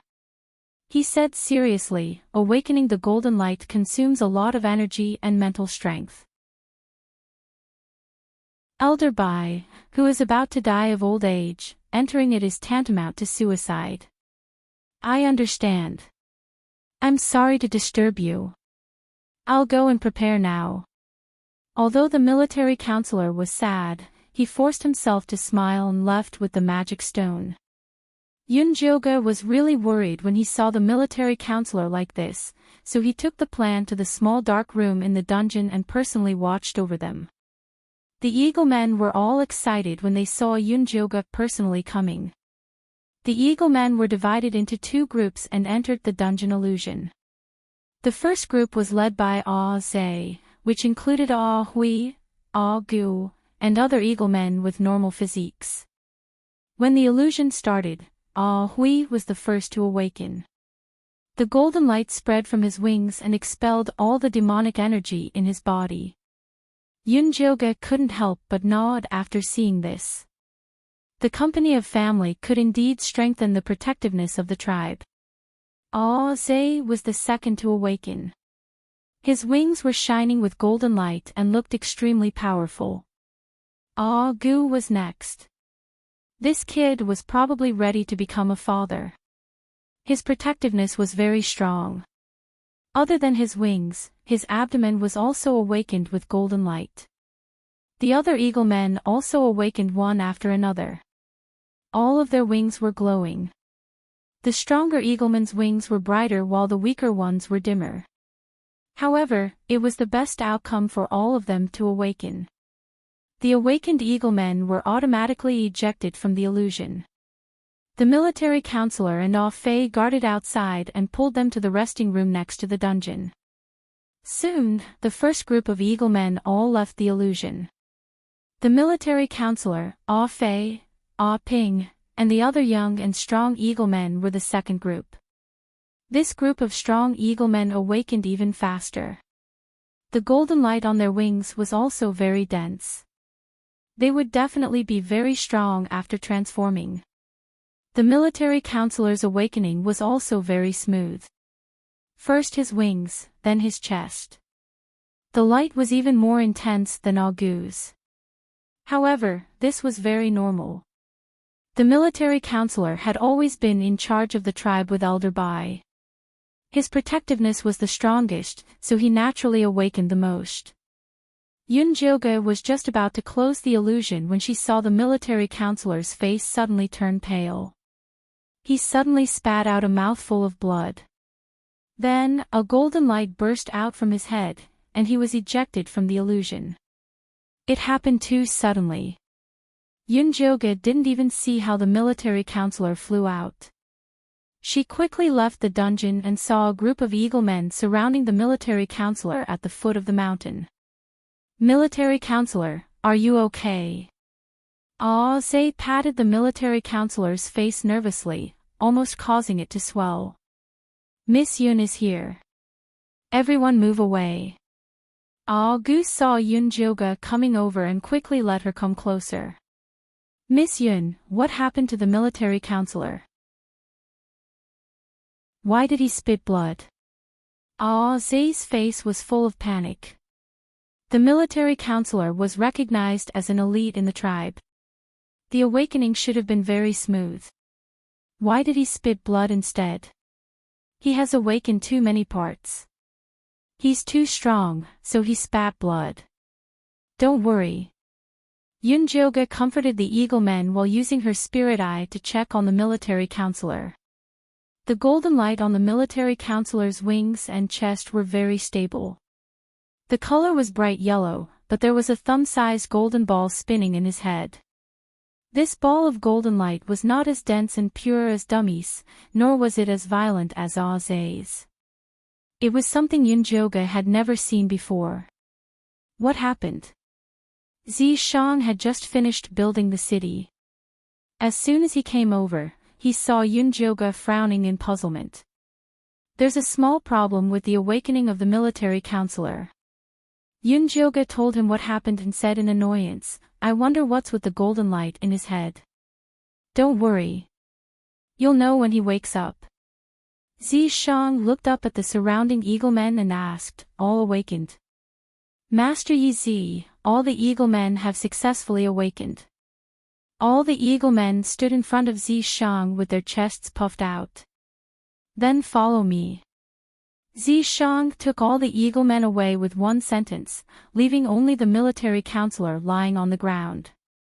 Yun Jyoga had no choice but to let Demeng send the military counselor to Elder Bai and inform her when he woke up. After Demeng carried the military counselor away, Yun Jyoga continued with the awakening plan. Not long later, Shang returned alone. Chapter 532. Where are Agu and the others? Yun Jyoga glanced at the sky. Not a single eagleman had appeared. "I sent them to patrol. These eaglemen are not bad." Shang had just tested it. After awakening the golden light, not only could the eaglemen successfully transform into beast form, but their speed and strength had also greatly increased. At the same time, Argus, who had awakened 2 body parts, could also spit out wind blades. He organized the eaglemen into an air force. Some of them were responsible for patrolling the airspace of Cloud City, and some of them left Cloud City to check on the situation of the migrating orcs and help them reach Cloud City as soon as possible. I plan to have the rabbit men patrol the inner city. What do you think? Yun Jyoga asked. Currently, the eagle men were responsible for defending the outside while the serpent men were defending the small mountain. The inner city was a little empty. The rabbit men are very disciplined. They are very suitable to be patrol soldiers. Shang nodded. No matter what, the rabbit men were still golden light beast men. It would be a waste for them to stay in their territory and plant crops every day. I'm also going to set up a farming team with Aunt Gaga as the leader. They'll be responsible for helping the orcs grow food. Yun Jyoga added a farming team to the list, and then wrote down a healing team. However, it was still empty at the moment, and he would have to wait and see when the orcs could awaken this ability. These are all small problems. What I'm more curious about now is what happened to the military counselor's brain. Shang stroked his chin. Military counselor was usually very good at thinking. Now that his head had awakened with golden light, he had a feeling that he would bring surprises. I'm curious too, but we should have an answer tomorrow. Yun Jyoga scribbled and wrote down the construction team, logistics team, guard team, and other projects on the schedule. Alright, stop writing. Shang took the booklet from Yun Jyoga's hand and said forcefully, it's already late at night, you should sleep. I haven't finished writing yet. Yunjoga's head is full of plans, and he wants to write them out quickly. Sleep. Zishang carried Yunjoga in his arms and threw him onto the bed before pinning him down. Didn't you say that time is tight and the mission is heavy? Why are you still in the mood to think about this? Yunjoga glared at Zishang, wanting to kick him off the bed. I just want to sleep. Is your thoughts too evil, or do you want it? Zishang placed his hand on Yunjoga's stomach. No. Yunjoga's expression was cold. Only when one was full and warm would one think of lust. She really wasn't in the mood right now. Then let's go to sleep. We still have work to do tomorrow. Zishang's voice was gentle as his warm hands gently rubbed Yunjoga's abdomen, spreading warmth throughout her entire body. Yunjoga slowly closed his eyes and soon fell asleep. After seeing that Yunjoga had fallen asleep, Zishang picked up the schedule and continued to fill in the blanks. When Yunjoga woke up, Zishang was no longer in the room. There was a yellow booklet on the wooden table, and the plan inside was already filled in. It was even more complete than what she had imagined before. Yunjoga flipped through it and was very satisfied. He took the schedule and went out. Just as he was about to call Elder Bai and Meng over for a discussion, he heard that the military advisor had woken up. Military counselor's brain had awakened another type of power, the spirit element. Not only did he have an eidetic memory, but he could also sense other people's emotional fluctuations and even control weak-willed people. That's a pretty good ability. There's a position that suits you the best right now. After Zishang heard about the military advisor's awakened ability, he immediately arranged for him to receive the migrating orcs into the city. Now, many orcs were migrating to Cloud City every day. Apart from the tribes that the Eagle Men had found themselves, there were also many tribes that came alone after hearing the news. These orc tribes that migrated alone without any food support were very miserable and pitiful. Their faces were sallow and they were skinny. The old, weak, women and children fell sick as soon as they entered Cloud City. Military counselor was almost going crazy. He led the centaurs in charge of registering them, arranging territories and food, and also arranging other places for those who fell sick. Those who were simply sick lived in the plantation, and those who were infected by the demonic energy were arranged to stay in the prison at the back of the mountain. They were also divided according to the degree of infection. Now, the large prison at the back of the mountain was occupied by the gnolls, and the middle prison was occupied by orcs who were infected by the demonic energy but had no way to awaken. These orcs had to wait for Yunjoga to finish her work before they had time to find a solution. Zishang was also very busy. He grabbed Ian Shirley to do construction every day. Cloud City was changing every day. Cannons rose one after another on the city walls, and a solemn atmosphere filled the entire Cloud City. Even the most naive children knew that war was coming. They no longer ran around and played. Every day, they followed the adults of their tribes and prepared to fight for food. The plan to awaken orcs had been carried out according to plan. Currently, it was arranged according to the order of entering the city. The centaurs and bull people had successfully awakened. The golden light was awakened in the legs and horns respectively. They were all classified as combat troops by Zishang. According to Yunjoga's plan, they should go to the wild boar tribe next. At this time, Aze brought a fox youth to see her. Lady Yun, this is Ah Sang. He said he has something to report to you, Aze said. This youth was very beautiful. His skin was white, and his facial features were exquisite. His eyes were arched upwards, and he dragged a big, fluffy brown tail behind him. As soon as he saw Yunjoga come out, he got up and placed his right hand on his chest. He bowed respectfully. Honorable Lady Yun, thank you for providing food and a place for my people. I will forever be loyal to you on behalf of the Fox tribe. I accept the friendship of the Fox tribe. Yun Jioge nodded with a reserved and noble smile. After sitting down, she asked Ah Sang, may I know why you're looking for me? I heard that Lady Yun is forming a medical team.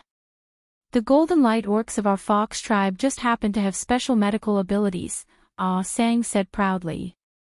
Your Fox tribe knows how to heal. Yun Jioge was shocked. She thought the Fox tribe would be better at illusions. Yes, our Fox tribe is proficient in all herbs in the secret realm. We've developed countless medicines that are very effective against all sorts of illnesses of the orcs, Ah Sang said passionately. Wait. Yun Jioge stopped Ah Sang and asked in confusion, after the black rain, most of the plants died. What else is there other than the big jade grass that can stop bleeding? That's right. After the black rain, only the big jade grass is left. Our Fox tribe has more than 10 prescriptions for it, Ah Sang said. These prescriptions should only have the ability to stop bleeding, right? Yun Jioge felt that Ah Sang was tricking her. Yes. Ah Sang's expression didn't change even after being exposed by Yun Jioge. She continued, actually, the healing abilities of the orcs are very strong. The ones that really can't heal are the mental injuries. Our Fox tribe's Golden Light ability has a special effect on this. It can alleviate all their illnesses and achieve rapid healing.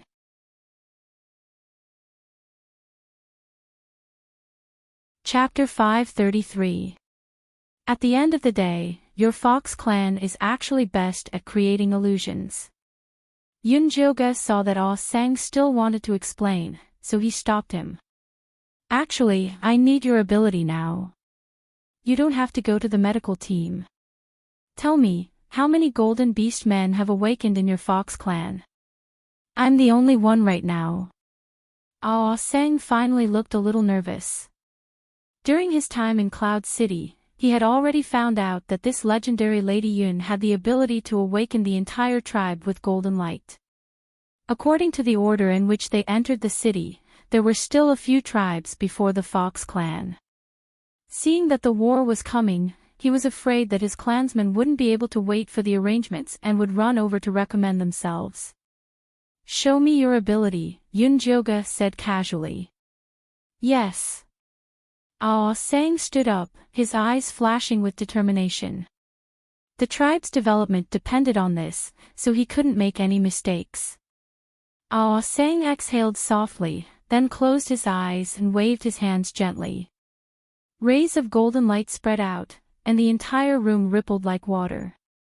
Yun Jioge blinked and found himself standing in the middle of a vast wilderness. Above him was the dark sky, and beneath his feet was the dry and cracked brown ground. The wind that blew against his face carried a bitter and fishy smell. It felt very real. Not far away, there was a skinny Sika deer looking for food in the withered grass. When it noticed Yun Jioge's gaze, it immediately fled in panic. However, it didn't run for long before it fell to the ground and died. Although Yun Jioge knew that everything in front of him was an illusion, he still felt very sad. This was the true portrayal of an arcane realm, despair and death. This little fox's ability isn't bad. I want her. Zishang's voice suddenly sounded in Yun Jioge's ears. The water ripples faded, and everything returned to normal. Ah Sang stood in the middle of the hall, his fair forehead covered in cold sweat. He looked at Zishang, who had suddenly appeared, in awe and fear. He had heard that Lady Yun had a very powerful Naga with her, but he thought it was a reckless martial artist. He didn't expect it to be so powerful that it could break through his illusion with just one sentence. Ah Sang's originally somewhat smug mood immediately vanished. It's not good to cut in line. Yun Jioge shook his head. She didn't mind opening a back door. After all, this was an ability that she desperately needed. But illusions and whatnot. With the illusory realm created by the fox men, not only will it increase the speed of the orcs' awakening, but it will also increase the defensive ability of Cloud City. It's killing two birds with one stone. Zishang revealed a determined look. All right. Yunjoga was defeated by his gaze. He turned to Ah Sang and said, "Go back and let your people rest. Tomorrow, Ah Zhe will take you to the back mountain to prepare for the awakening." "Yes, thank you, Miss Yun." "Thank you, Lord Yi." Ah Sang was overjoyed. He hammered his chest and left. "You're in urgent need of healing beasts. You should ask the military advisor to help you filter them out," Zishang said. "I've already told him to keep an eye on them, but they're all boars, bear men, and ape men." Yunjoga went through the orc tribes that had recently sought refuge with them. Then, he noticed a big problem. Why aren't there any leopard men or lizard men? When she returned from Grey Castle that day, she immediately asked the eagle men to bring Little Blossom and Big Ear's tokens to the leopard men and lizard men. Logically speaking, they should have reached Cloud City. Ask the military advisor. Zishang asked Aze to inform the military advisor to come over immediately. The military advisor soon arrived. After hearing Yunjoga's question, he replied, "Ah Fei and Ah Ping left 5 days ago. The tokens have been successfully sent to the leopard men and lizard men. They also drew a map and left food. The leopard men and lizard men should be able to reach Cloud City smoothly. Something must have happened if they haven't arrived yet. Immediately send 2 eagle men to find them. You must bring them to Cloud City safely," Yunjoga ordered seriously. She had already done a test. Little Blossom could indeed absorb Aze's golden light, but the amount was too little to dispel the demonic aura. She originally wanted to wait for the leopard men and lizard men to awaken their golden light so that they could donate it to save Little Blossom and Big Ear. "Yes, I will immediately send off Fei and Ah Ping to find them. I will give you an answer tonight."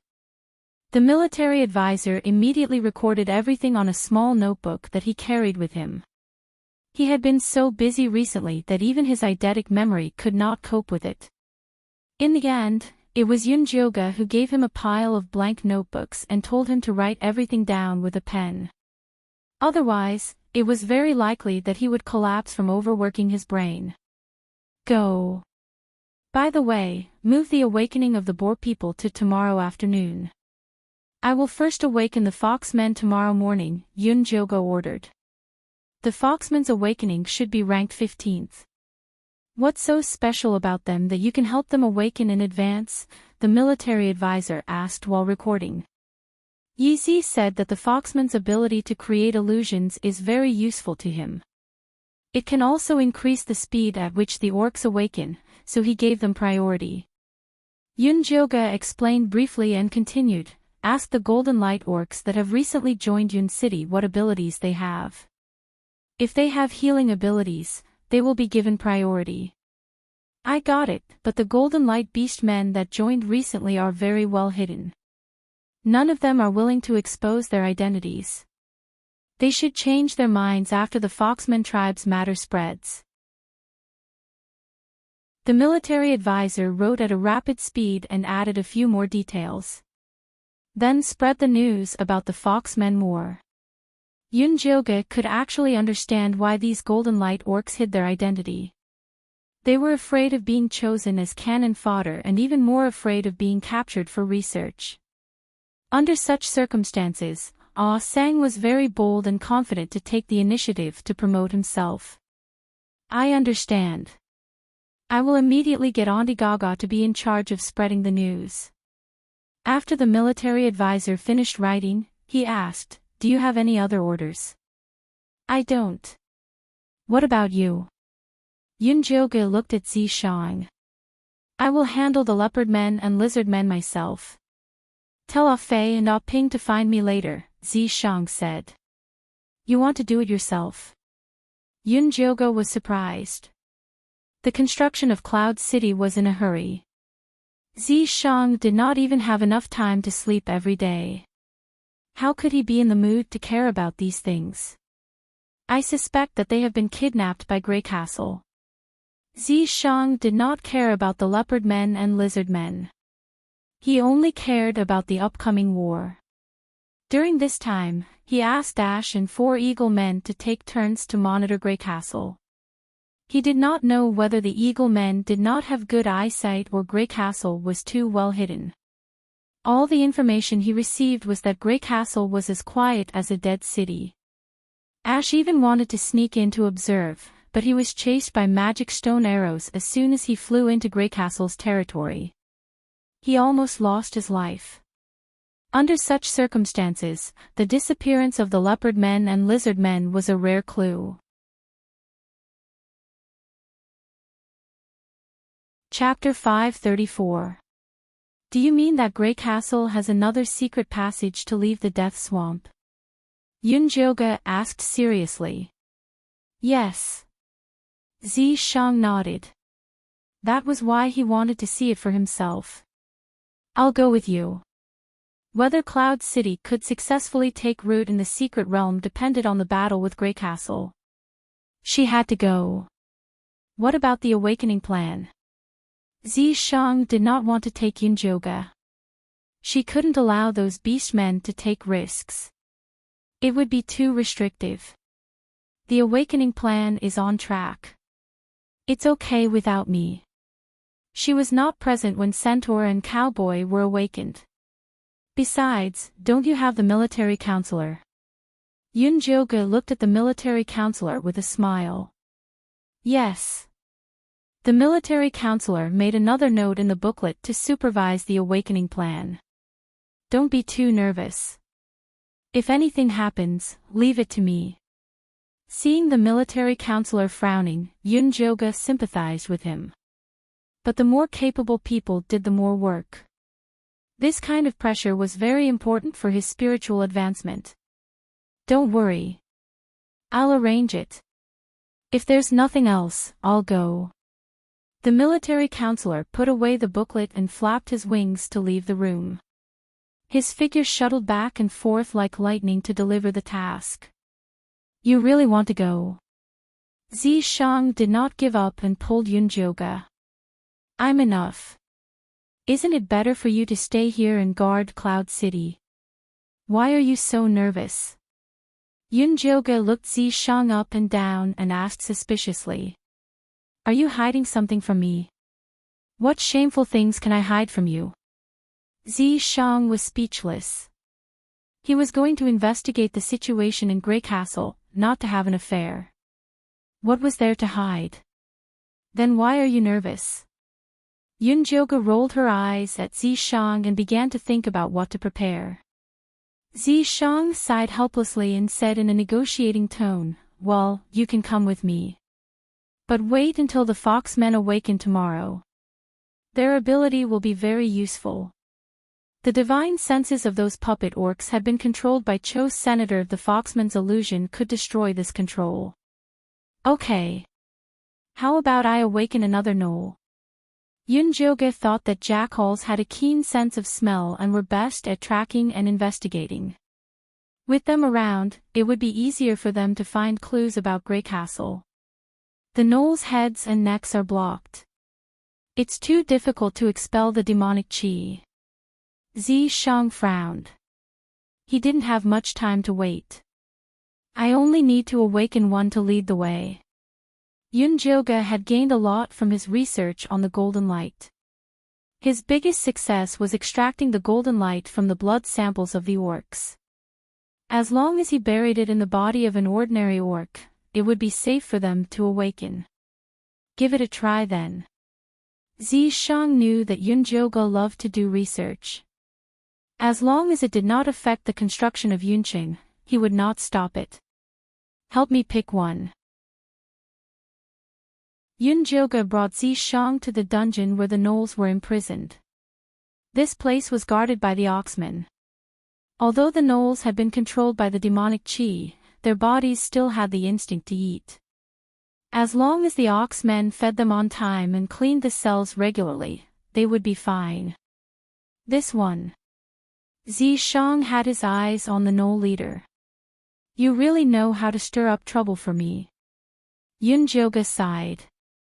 The gnoll leader was the most demonic and the most difficult to expel. You were the one who asked me to pick one. Zishang shrugged.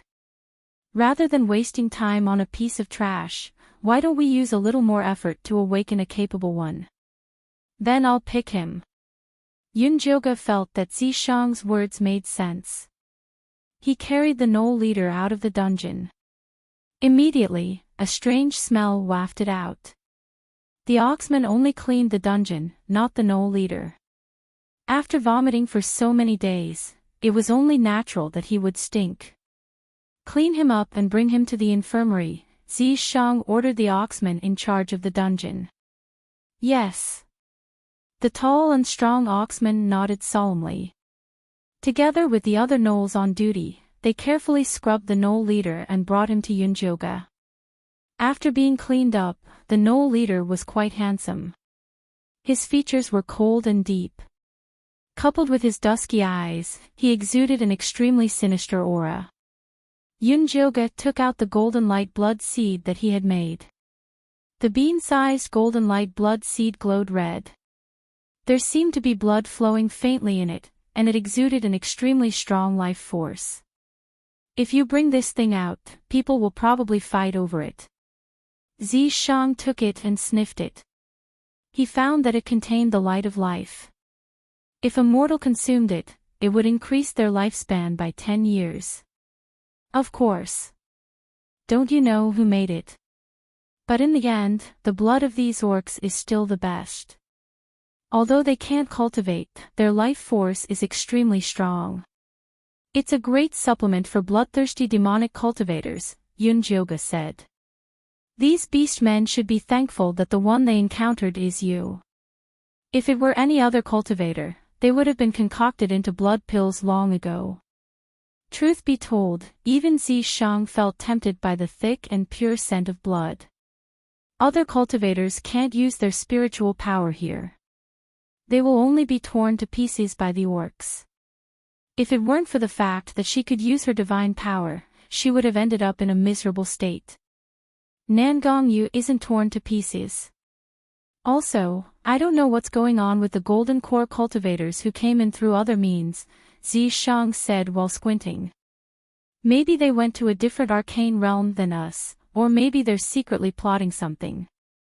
Yunjoga often thought about this question, but he could not think of a reason no matter how hard he thought about it. That's why we have to become stronger before they start their plot, Zishang said. Why do I feel like we're in danger every time you analyze the current situation? Why do I feel like time is tight? Yunjoga looked suspicious. Zishang must be doing this on purpose. You're right. Hurry up and wake this gnoll up. We'll leave as soon as possible. Zishang patted Yunjoga's shoulder to show his encouragement. If it weren't for you, I would have called it a long time ago. Yunjoga grabbed the golden light blood seed and hit the gnoll's left arm. The gnoll looked like he was in pain. A faint red golden light spread from his arm to his heart. It began to fight the demonic chi. We can't go on like this. Yunjoga looked at the retreating golden light on the gnoll's body and turned to Zishang. We have to get him into the dungeon to activate the illusion. It's too much to activate the Zhou Yuan illusion for him alone. Get Ozai to get that foxman called Osang to try. Zishang shook his head. They had brought limited spirit stones. They had to use them when it mattered. Okay, let him try. Yunjoga called Ozai in and asked him to get Osang as soon as possible.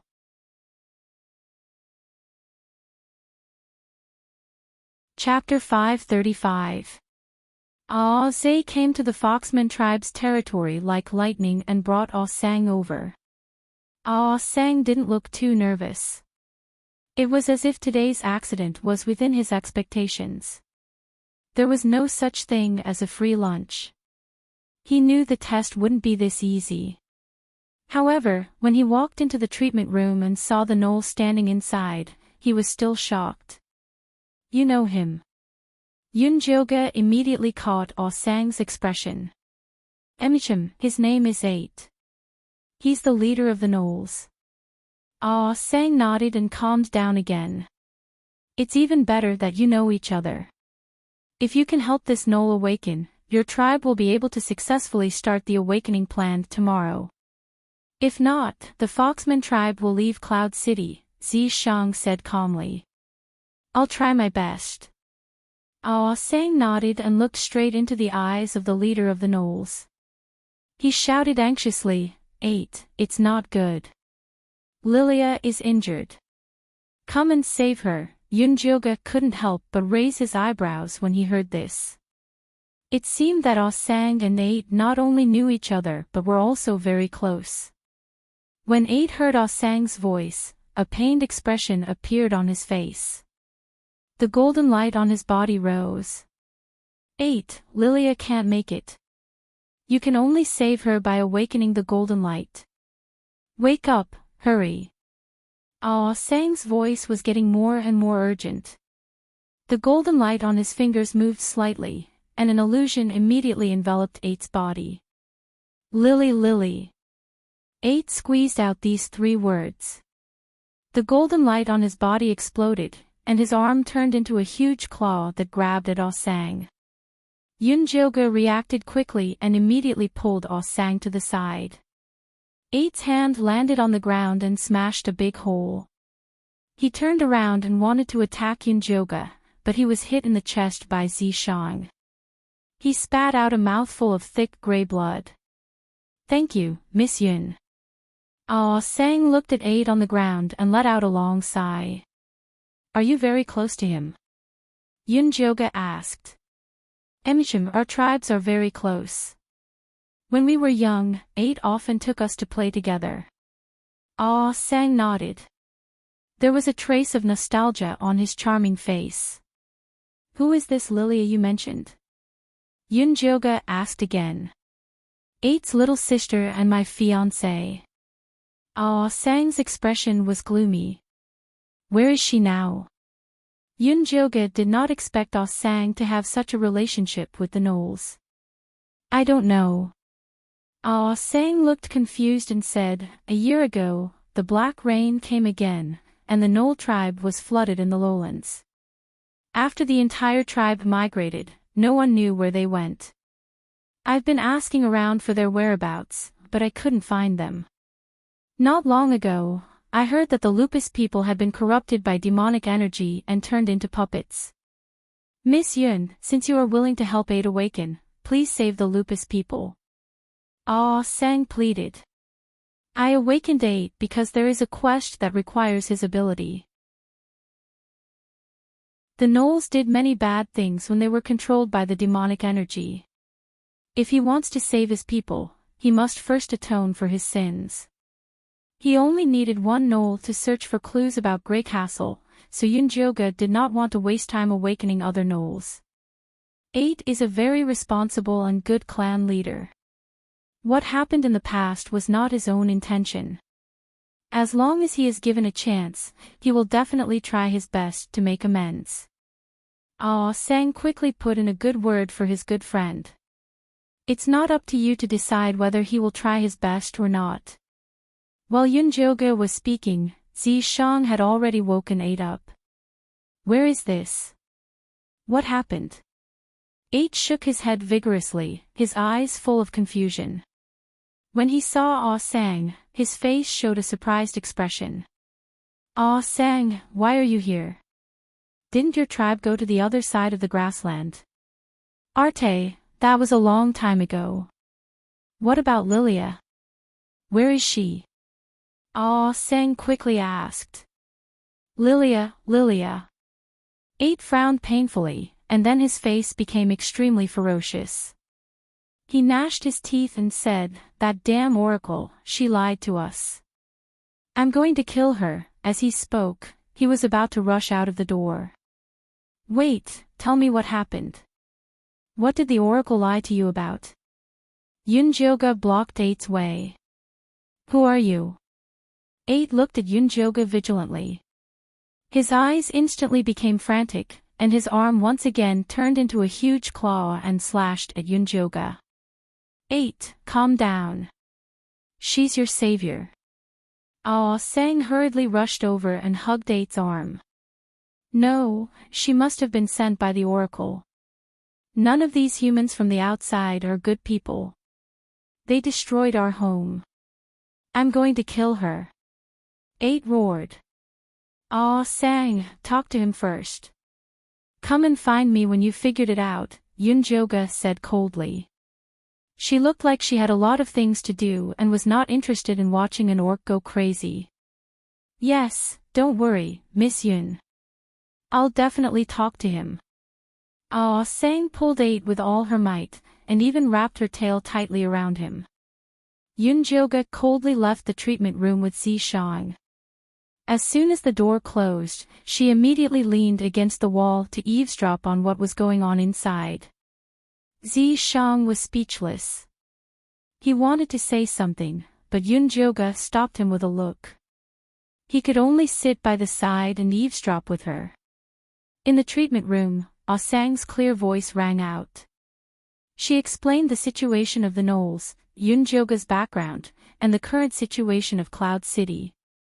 Are you sure she's really here to help us? 8's voice also gradually calmed down. I'm not sure, but without her, we would have starved to death. No matter what she wants to do with us, as long as our people can survive, we can only do as she says. Ah Sang's voice was full of helplessness. The situation in the arcane realm was already extremely bad. They had no other choice. You're right. As long as my people can survive, I'm willing to do anything. 8 clenched his arms tightly. He could feel a surge of power in his body. Not only did it help him escape from his previous muddle-headed state, but it also made him stronger. Based on this alone, this Miss Yun was much better than the oracle who only talked and did not do anything. 8. What happened to the Knolls after the Black Rain? What's the matter with the oracle? Ah Sang asked. The oracle is a big liar. 8 clenched his teeth and told the whole story. The Black Rain came too suddenly. After their tribe was submerged, they could only move higher up. Lilia was seriously injured while protecting a playful cub of her tribe during the migration. The aura of death spread throughout her body, and she was on the verge of death. Just then, their tribe met a woman and 3 men who came from the outside world. The woman called herself the Oracle, and said that she had a way to cure Lilia's injuries caused by the Black Rain. At that time, he was already in a panic. He could only try his best and ask the Oracle for help. Chapter 536. Then was Lilia saved? Ah Sang asked nervously. She was saved. After the Oracle saved Lilia, she gave us food and weapons, as well as a god stone that can make the gaga grass grow better. Our tribe was doing well at first, until Lilia discovered that the Oracle was arguing with her companions, and the argument was related to the gaga grass. Not long after, the 2 companions of the Oracle disappeared, leaving behind a gloomy and cold man. Lilia told me that the Oracle was very strange. She told us to give up on growing the gaga grass and plan our escape route. Not long after, she disappeared as well. I brought my tribesmen to capture the Oracle, but my head suddenly exploded. Since then, I've been searching for iron mines and rabbit men. When I woke up, I was here. 8 held his head in pain and said, "It's all my fault. I was too careless to trust those outsiders. Not all outsiders are evil. Miss Yun is a rare good person. I believe that as long as we follow her, we will be able to find Lilia one day." Ah Sang patted 8's shoulder calmly. Hearing this, Yunjoga whispered to Zishang, "This foxman is not bad. He's very clear-headed. He's all right." Zishang did not comment. Oh right, 8 said that the oracle was arguing with his companions. Could it be Nangong Li and Bailey Moyun? Yunjoga turned and looked at Zishang with bright eyes. She knew that Nangong Li and Bailey Moyun were not in cahoots with Nangong Yu.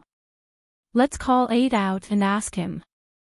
Zishang had enough of eavesdropping. He opened the door and called 8 and Ah Sang out. Miss Yun, I apologize for my rudeness earlier. 8 bowed deeply to Yunjoga. I forgive your rudeness. Yunjoga nodded reservedly, then asked, You said that you saw the oracle and his companions. What did they look like? 1 woman and 3 men. They were all very good-looking. 8 racked his brains but could not think of any adjectives other than good-looking. Don't say any more. Just let them see. Close your eyes and try your best to imagine what they look like. Ah Sang patted 8's shoulder. 8 obediently closed his eyes. However, he frowned deeply, looking like he had suffered a great deal of hatred. Ah Sang placed her hand on his forehead. The golden light flickered and turned into a light screen. Inside the light screen was a woman and 3 men. The woman was dressed in a sky-blue magical robe. Her skin was fair, and her features were picturesque. Her chin was exquisite and small, and her nose was straight and delicate. The corners of her rosy lips were slightly curled up, as if she was smiling. Just looking at her would make one feel happy. It was Nangong Yu. Standing beside her were Nangong Li, Bailey Moyun, and an enlarged version of Cho Sr. It really is them. Although Yunjoga had been guessing, now that he saw the image, he had proof. Memory reading, that's a pretty good ability, Yunjoga praised. Thanks for the compliment. Ah Sang smiled shyly. At first, he didn't want to reveal this ability, but for Lilia and 8, he had to be more useful. Can you read the content of the argument between the oracle and his companion? Yunjoga asked again. Let me try.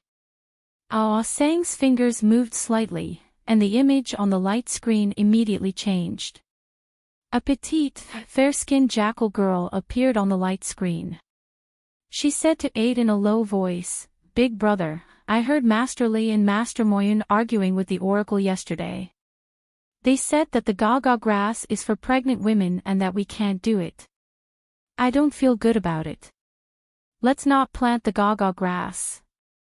Let's go find Ah Sang. That's all 8's memory of the argument.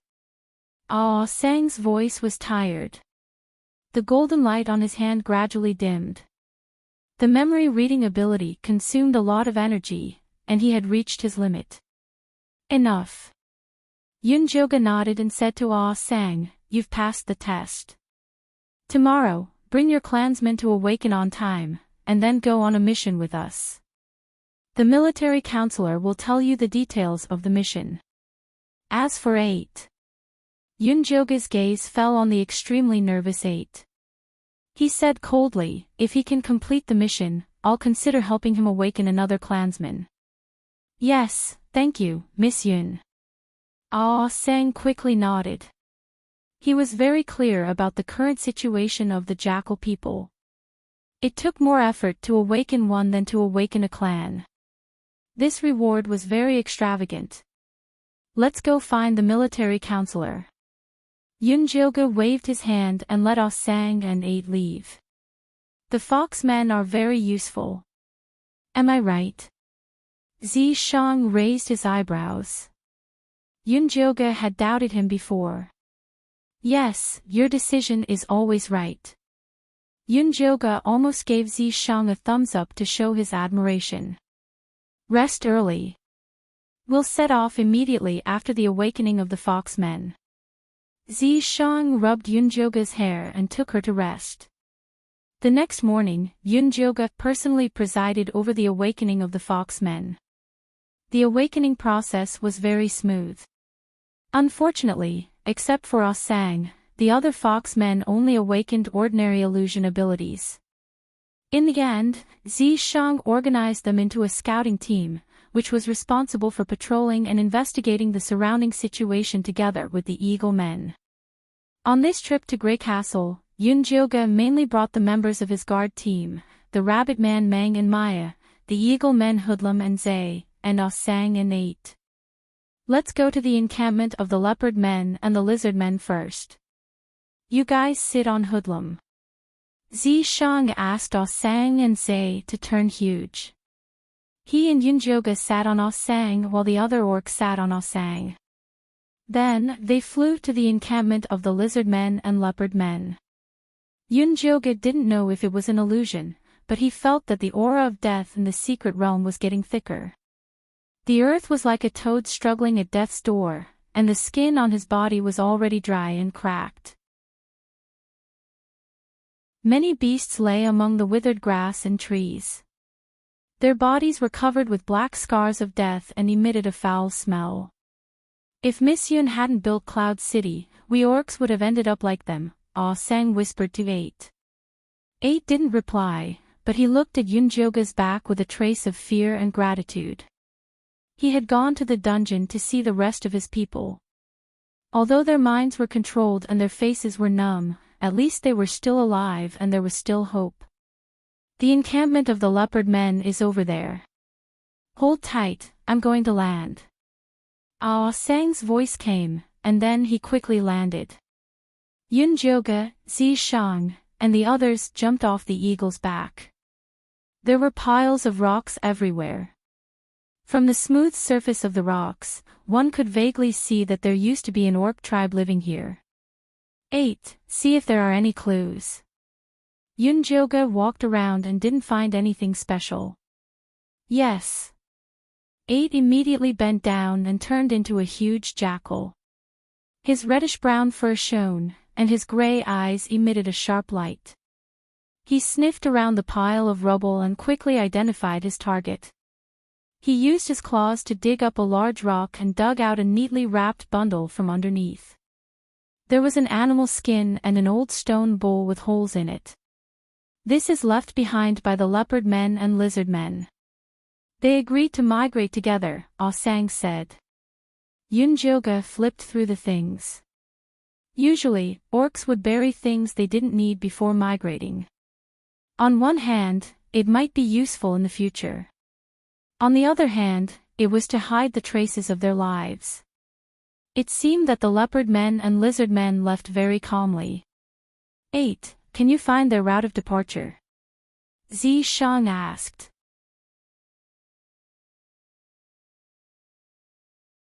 Chapter 537. Although the smell is a little faint, I can tell that they left in that direction. 8 raised his head and looked to the west. Lead the way. Ah Say Na Fei, follow. Yunjoga and Zishang sat back on Ah Zay. The 2 black eagles followed behind 8.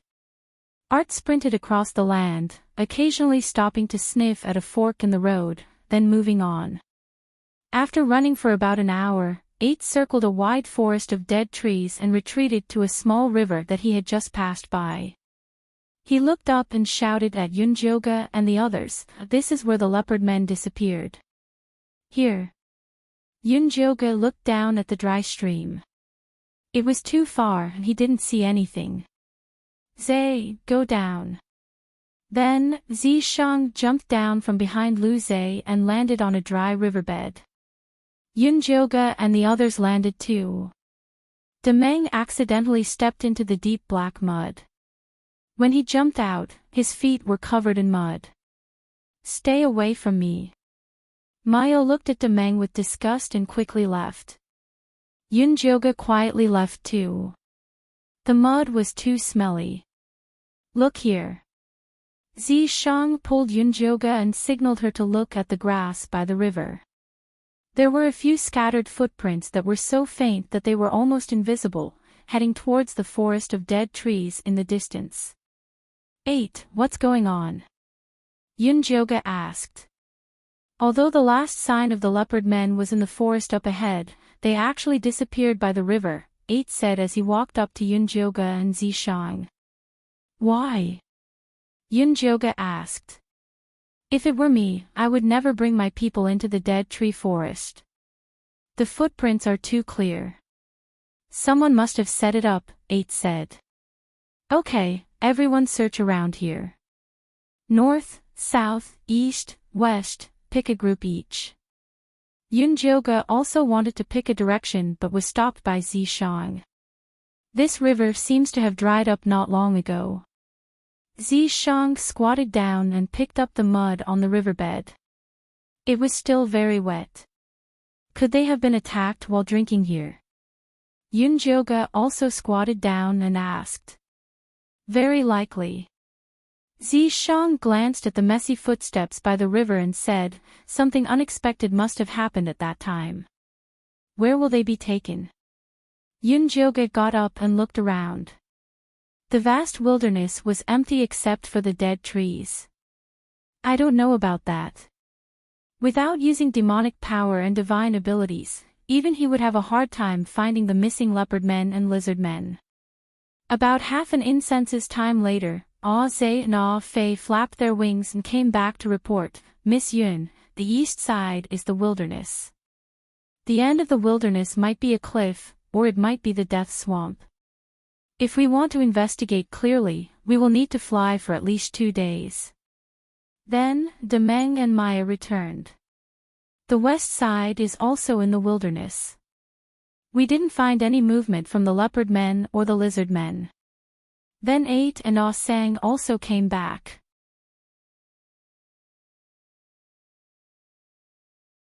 Seeing Yunjoga's questioning gaze, Ah Sang shook his head helplessly and said, we didn't find anything here either. That leaves the dead tree forest. Yunjoga looked at the forest shrouded in black mist. Miss Yun, I'm very sure that they disappeared near this river. 8 still insisted on his opinion. You 3 teams will change directions and search again. Yi Zi and I will go check the forest. Since someone pushed the clues to the dead tree forest, there should be some traces left behind, Yunjoga said. Miss Yun, the dead tree forest is too dangerous. Maya and I should go check. Demeng quickly stopped her. No need. Compared to these beast men, Yunjoga trusted her own eyes more. Miss Yun, we are your guards. If there's danger, we should be the first to go, Demeng said anxiously. The other beast men nodded. Yunjoga had become the savior of the entire beast men race. If anything happened to her, the entire guard team would be too ashamed to go back and see their people. You stay here and help 8 find clues. This is an order. Yunjoga's face turned serious. Guards being too loyal was also a problem. Demeng's ears were about to stand up. He was about to say something, but Maya stopped him and shook her head. Before entering the guard team, the advisor gave all the beast men a lesson. He only emphasized one thing. They must listen to Miss Yun and Master Yi Zi. If they couldn't do it, they should leave. Miss Yun, Master Yi Zi, at least let me carry you over. Ah Zhe said. No need, we'll be back soon. Yunjoga felt helpless seeing how the sky was about to fall on Zhe and the rest of the orcs. It seemed that she had been too focused on her research that she became a weak chicken in front of the beast men. It seemed that she had to show them her power when she had the chance. Let's go. Zishang pulled Yunjoga and disappeared from their sight. Moments later, they arrived at the dead tree forest. Clues. Zishang pointed at a dead tree ahead. These traces do seem intentional. Yunjoga looked at the paw print on the tree. It was left by the leopard. Let's go in and see. Zishang followed the trace into the forest. There were gray-white trees everywhere. The black leaves floated with a faint black gas. It had a nauseating smell. The paw print left by the leopard race was very clear. There were clues every few trees. It spread towards the center of the forest. It's probably a trap ahead. Do we still go? Yunjoga looked at the arrow. The black gas there was like a whirlpool. Of course we have to.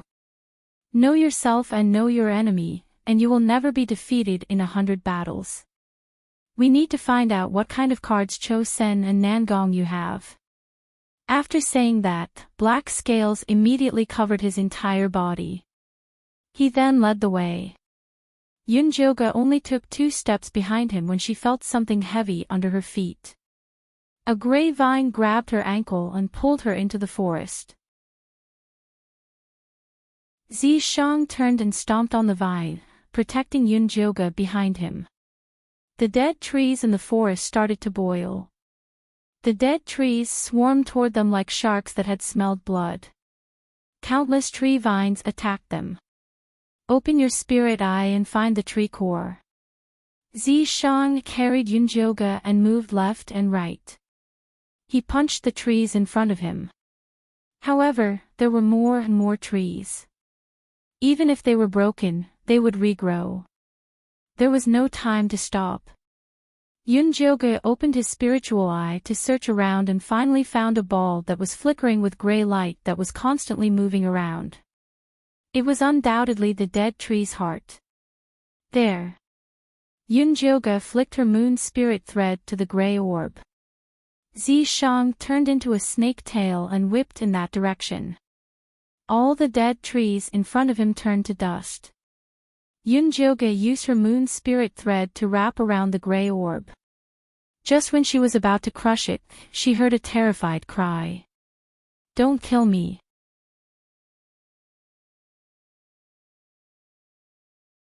Chapter 538. What the hell is this? Yunjoga looked at the gray eyeball that was tightly wrapped by moon spirit threads. Its blood-red pupil and bloodshot eye whites made him uncomfortable. This is a demon. Zishang took the eyeball and asked, where did you come from? Please, I've been here since I was born, okay? But where did you invaders come from? Why are you destroying my home? The eyeball complained, as if it was an innocent victim. These dead trees only appeared after the black rain. How did you stay here all this time? Zishang sneered. I was born in this dead forest after the black rain. Of course I've been here all this time, the eyeball said disdainfully. You can be even more arrogant. Zishang pinched the eyeball with his fingers, causing the blood vessels on the eyeball to burst out. Ouch, gentler, gentler. You're hurting me, the eyeball shrieked. Trust me, I can make it hurt even more. Zishang's lips curled up, his gaze cruel. Don't be like this. Keeping me around is good for you, the eyeball shouted in panic. What good can you do? Yunjoga raised an eyebrow. I know everything, the eyeball said proudly. Then can you tell me where the black rain in this hidden realm came from? No. The eyeball froze. Then can you tell me how to dispel the demonic chi and restore the hidden realm's vitality? Yunjoga asked again.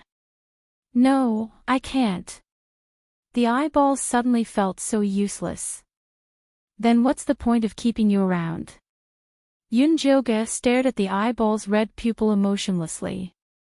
Wait, did you come here to find those stupid leopards and lizards? I know where they are. I can take you there, the eyeball hurriedly shouted. Zishang and Yunjoga looked at each other. Then tell me, where are they? Yunjoga asked. Those stupid leopards and lizards are locked in the river up ahead. I'll take you there now, but you have to let go of me first. The eyeball blinked its gray-white eyelids. I'll use moon spirit threads to tie it up. Yunjoga weaved the moon spirit threads into a gray-white net and wrapped it around the eyeball. What is this? It's so disgusting. The eyeball shook left and right, trying to break free from the net. No matter how disgusting it is, it's still better than you. I'm warning you, behave yourself, or else I'll suck you dry. Although Yunjoga hadn't used the devouring ability of the moon spirit threads, she didn't mind trying it out on this eyeball. I've always been honest. Why do you keep threatening an innocent monster like me? The eyeball's eyes were wet, as if it was about to cry. Shut up. You're disgusting. Yunjoga was getting goosebumps. All right. The eyeball immediately returned to its original state after failing to act pitifully, and obediently flew forward. Yunjoga and Zishang followed the eyeball out of the forest. They saw Aze, Demeng, and the other orcs waiting anxiously outside. What are you guys doing here? Have you finished searching the river? Yunjoga asked. I've already searched, but I didn't find anything. Maybe I guessed wrong. 8 lowered his head in frustration. He was scolded by Ah Sang for being too impulsive. He actually caused Lady Yun and Master Yi Si to personally enter the forest to check. No, you're not wrong. The wercats and lizard men have indeed disappeared from the river. This thing will help us find them. Yunjoga pulled the string in her hand, and the eyeball that was flying high in the sky was pulled down by her. What is this disgusting thing? Ah Zhe was shocked. Is this an eyeball? Oh my god, it's alive. It can move and fly. The shocked orcs all came over. Maya even wanted to touch the eyeball. Go away, you stupid orcs. I'm a great and noble monster. I'm not someone you lowly beings can dream of. The eyeball flew up proudly and looked down at the orcs. It also glanced at Yunjoga and Zishang. Great my ass, take us to the leopard people.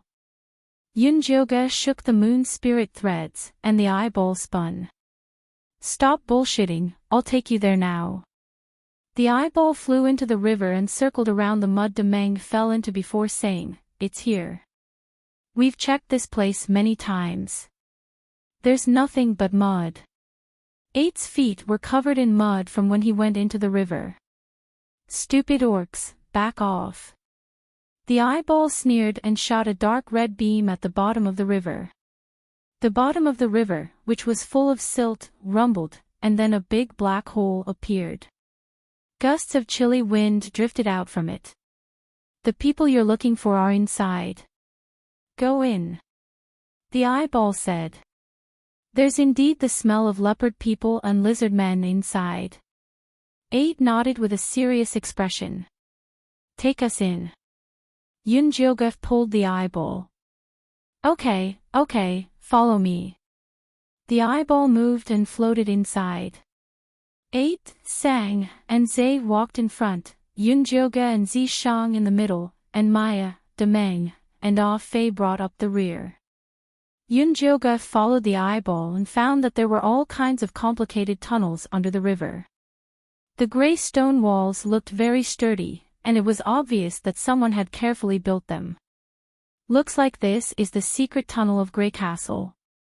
Zishang touched the wall and asked Yunjoga, Open your spirit eye and see what's over there.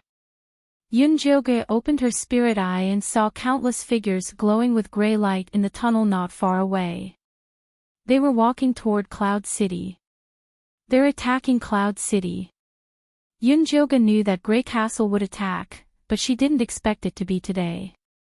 You guys leave immediately and return to Cloud City, Zishang said coldly. I'll stay and destroy these tunnels. Okay. Yunjoga was about to turn around, but she was tied up by a gray vine. Countless vines shot out from the tunnel and drowned her like a gray ocean. Yunjoga's vision was filled with gray vines. She pulled back her moon spirit thread and found that there was only an empty shell of an eyeball. Ha ha ha, you idiots fell into my trap. I have countless doppelgangers. There's no way you can trap me. Obediently accept your death and watch Cloud City be destroyed. The eyeball laughed arrogantly, and the surging gray vines tied Yunjoga tightly. She was about to use her divine power to break free when the cute baby's voice suddenly appeared. Master, Master. What's wrong? Yunjoga sank into the demonic cauldron and saw the cute baby's little chubby face pulling the confused demonic embryo grass.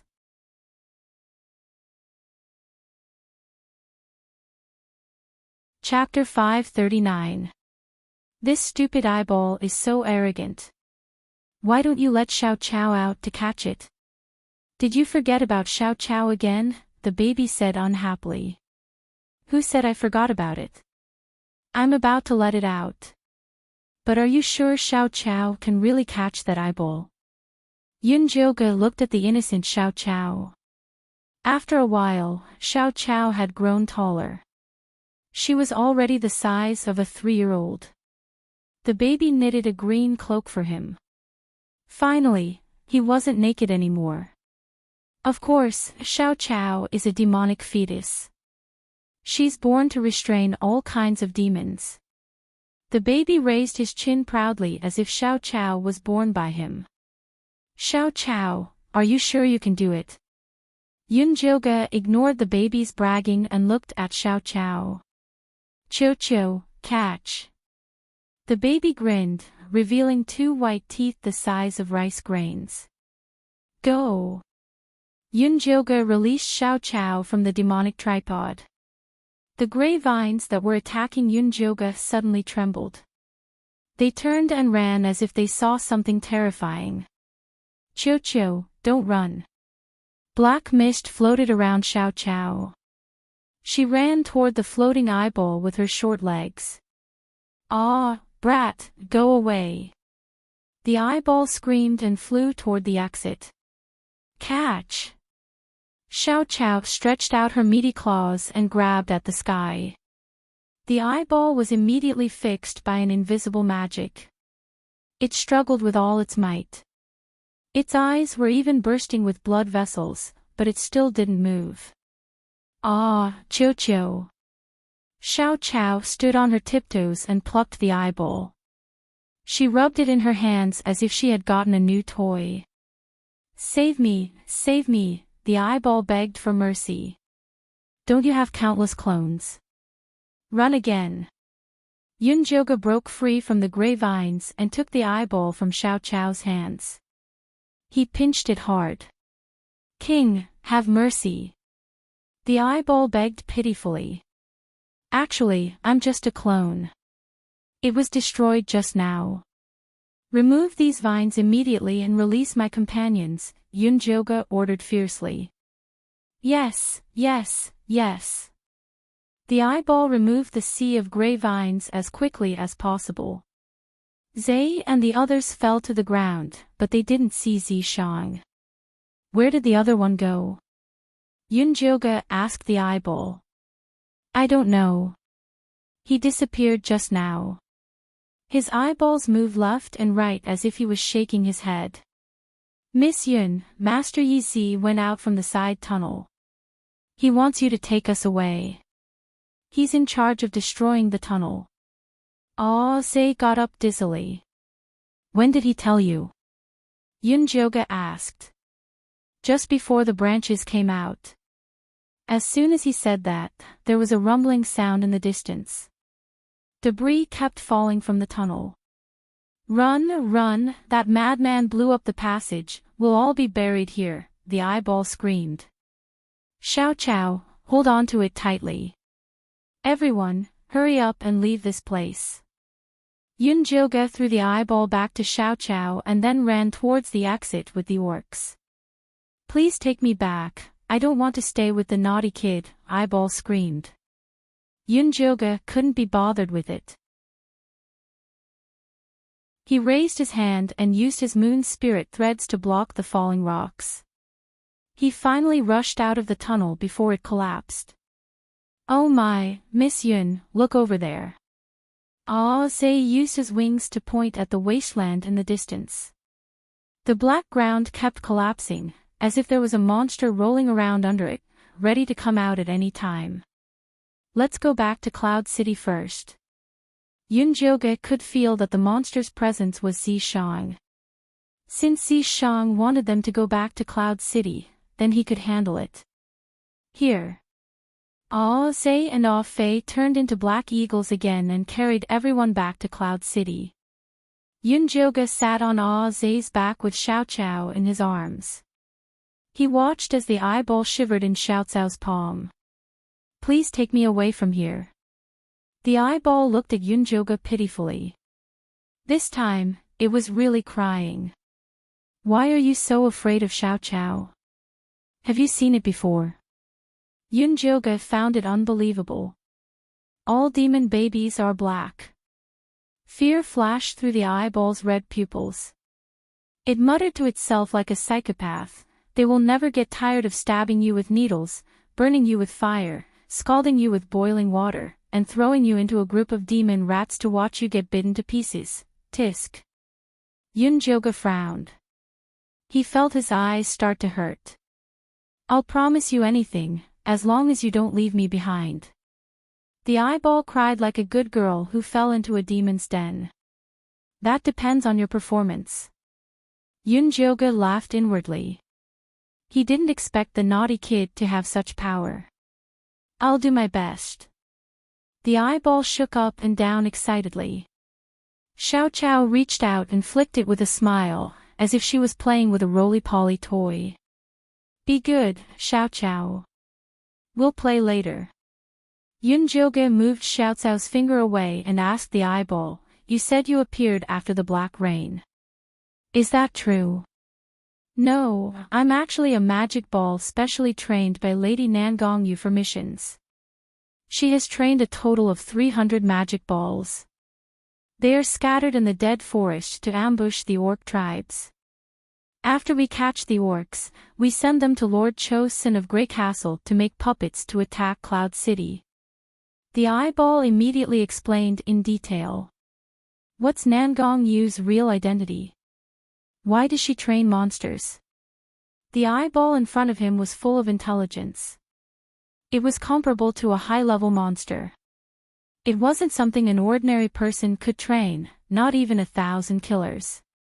That guy only knew how to fight and kill. It couldn't do such a delicate job. I don't know what Nangongyu's real identity is. After I was trained, I was thrown into the dead forest. She only gives us missions through the magic pool, the eyeball answered honestly. What's the magic pool? Yunjoga asked again. It's the place where we were born. Nangong, you can observe our situation through the magic pool and control our life and death.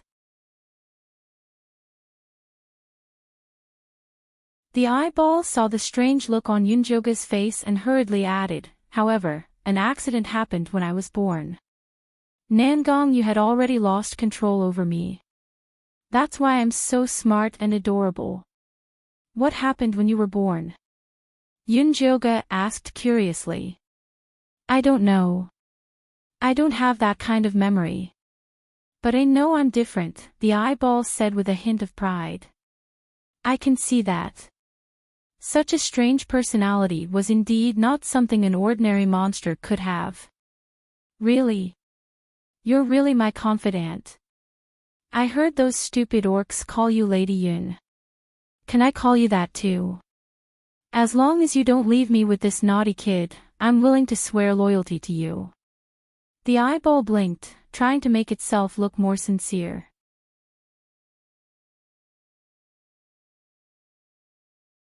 Chapter 540. I don't need your loyalty. You just need to answer my questions honestly.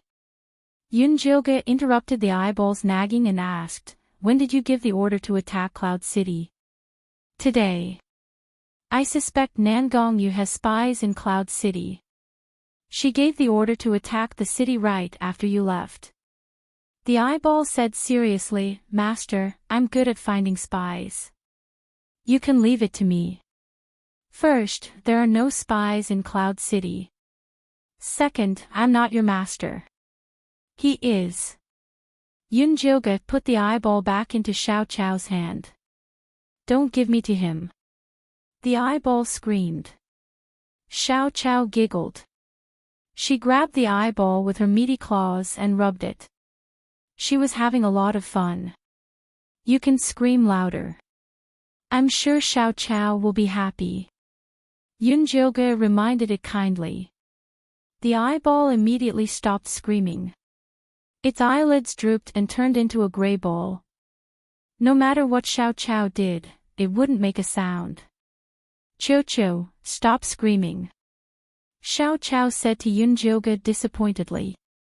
Let it scream when we get to Cloud City. Yunjoga patted Xiao Chao's head. Okay.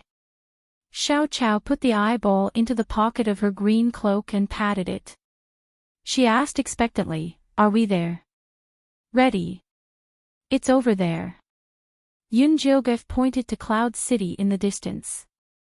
The Cloud City was wrapped in layers of gray vines, and there were also many puppet orcs mixed in among them, launching attacks.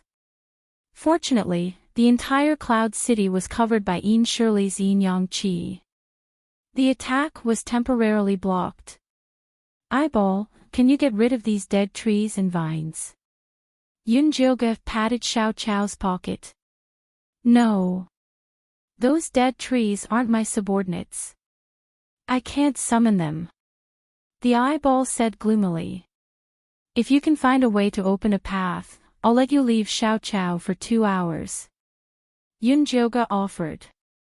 No, at least a day. The eyeball opened its gray eyelids and tried to fight for it. Okay, 1 day it is. Yunjoga took out the eyeball and wrapped it with the moon spirit thread. Then, he warned, if you play any more tricks, I will let Xiao Chao stab you with needles, burn you with fire, scald you with boiling water, throw you into a group of demon rats, and watch you being bitten into pieces. Don't say any more. I will be honest. If the eyeball had hands, it would have raised them in surrender. Putting aside the fact that it no longer had any doppelgangers to use, the devilish brat's terrifying magic seal was enough to deal with it. Then hurry up and open up the passageway, Yunjoga said. I'll open it immediately. Tell those 2 stupid black eagles to follow me closely. The eyeball shot out a beam of red light, and a crack appeared in the middle of the vines. Ah Sei and Ah Fei sped up and charged into the sky above Cloud City. Then, they passed through the Yin Yang Qi defense and landed. You're finally back. If you were any later, you would be collecting the corpses of these orcs. Yin Shirley's figure immediately appeared in front of Yunjoga. What's the situation now? Yunjoga looked around the entire Cloud City and saw that all the orcs had looks of despair on their faces. It was as though the end of the world was coming. The situation is not good. Although the formation that Yi Zi set up has been completely opened, it has used up too much energy. It won't last long. Why are you the only one back? Where's Yi Zi? Yin Shirley looked around and didn't see the most reliable figure. He's at the back, cutting off the tail. He will need some time to catch up. Ah Sei, go and call the various chiefs and elders over. I have a mission to give them. They couldn't just sit around and wait for death. They had to take the initiative. Yes. Ah Sei immediately set off. Yin Shirley, go back and do your job. If the defensive barrier is broken before Yi Zi returns, you'll be waiting to be whipped by him. Yunjoga pointed at the gradually fading defensive barrier in the sky. The gray vines were waving around outside. I'm a walking corpse. How are you going to whip me? Yin Shirley replied impatiently. He returned to the formation to take charge of the situation. Not long after, the military advisor and the various chiefs and elders rushed over. Long story short, do you see those dead trees and vines? They are being controlled by demonic creatures. I will mark those demonic creatures out later. The Naga tribe, bring your bows and arrows and prepare to provide cover.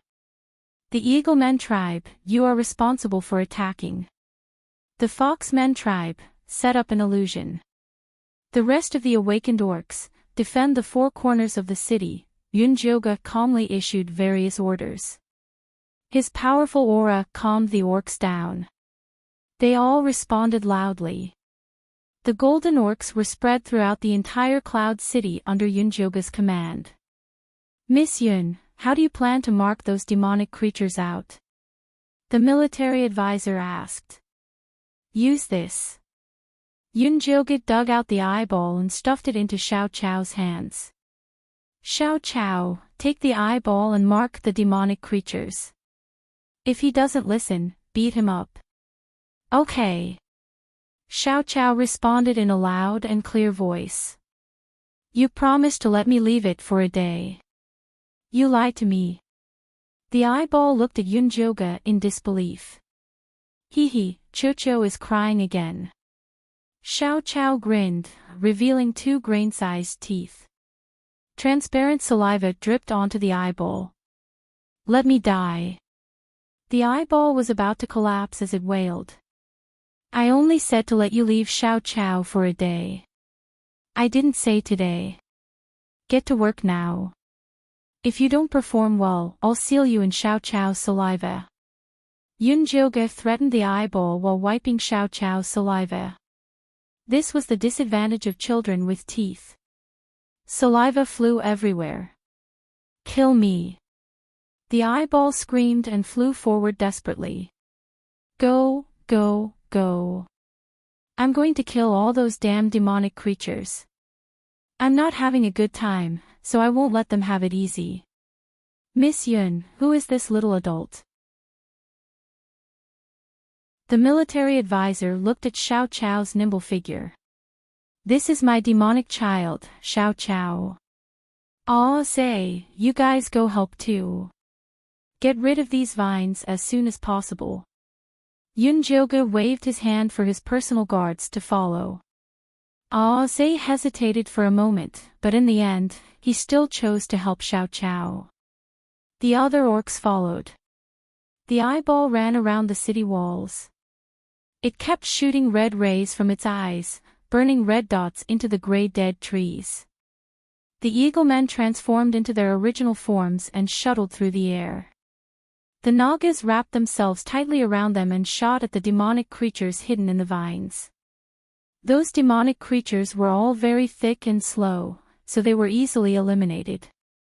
The gray vines of the dead trees withered one after another. The puppet orcs were confused in the illusion set up by the foxmen. They attacked each other, and the pressure of attacking the city decreased a lot. Military advisor, did you see that? I just killed 15 demonic creatures with Meng. Aw, Zay flew over with Meng on his back. It's 50. How did you count? Meng rolled his eyes at Aw Zay with his crossbow, but he couldn't hide the excitement on his face.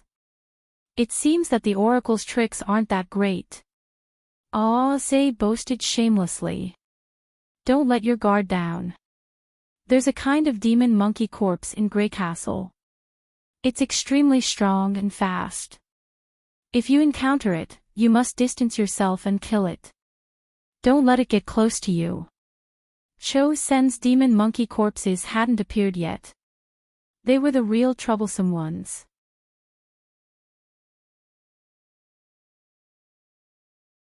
Chapter 541. Isn't it just a monkey? I'm the best at dealing with monkeys. Aw Say said with a confident face. Those aren't normal monkeys, those are. Before Yunjoga could finish, he was interrupted by a sharp scream. He saw 3 monkey demon corpses appear in the southwest corner, tearing several tall and strong bear people in half with their bare hands. Blood splattered everywhere, causing the beast people to scream in fear. The arrogant eyeball floating in the air saw the monkey demon corpses and immediately shrank back into Xiao Chao's pocket. Bad monkey, hit, hit, hit. Xiao Chao moved his short legs and charged at the monkey demon corpses. Careful, don't get close to it. Yunjoga also quickly charged over and used the moon spirit thread to tie up the monkey demon corpses. Although Xiao Chao's body only reached the knees of the monkey demon corpses, he bravely stepped on the knees and jumped onto its head. He covered the monkey's head with one hand and sucked it dry. Do your best, Xiao Chao. The little baby excitedly shouted in Yunjoga's sea of consciousness. How did Xiao Chao suddenly become this strong?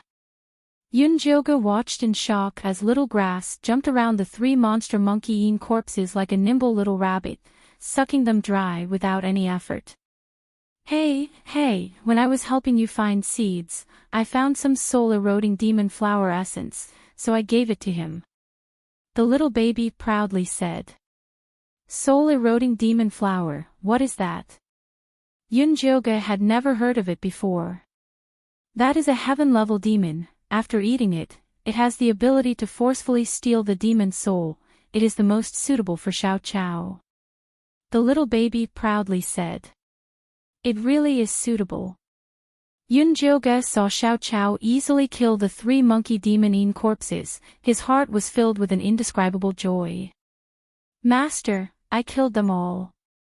Xiao Chao bounced over to Yunjoga, looking up with a small face like he was asking for praise. Good job. Yunjoga rubbed his little head. Master Xiao Chao is truly too strong. The eyeball that had been hiding came out and began to run around Xiao Chao. Flatterer. Yunjoga snappily flicked the eyeball and asked, Aren't you a demon? Why are you afraid of a few monkey demon-eaten corpses? Those are not normal monster monkey-eaten corpses, they are infused with devil souls. The eyeball confidently said, Cho Sen is very good at this. He also has a super large and powerful monster monkey-eaten corpse. It is equivalent to a human nascent soul cultivator. He actually got his hands on an original level monkey's corpse. Yunjoga's heart skipped a beat. He had a bad feeling about this. Oh no, he's here. The eyeball suddenly screamed and tried to hide again. Who's here? Yunjoga quickly grabbed it. It's Cho Sen, he brought the monster monkey-eaten corpse over. Don't let him discover my existence, otherwise I'm dead for sure. The eyeball broke free from Yunjoga's grasp and hid in Xiao Chao's pocket, shivering. Yunjoga stood at the highest point of the city wall and saw a 30-foot-tall monster monkey-eaten corpse running towards Cloud City. It looked ferocious and wore black armor. Like a bull, it charged over and slammed into the city wall. There was a loud bang. The entire city wall shook 3 times and the gray yin and yang qi covering it weakened quite a bit. If it hits us again, the city wall will collapse. Yin Shirley's hysterical voice came over. They immediately charged at the black-armored monster monkey. The other beast men also used their own methods, the illusion array and 10,000 arrows all shot out. The black-armored monster monkey opened its mouth and let out an angry roar.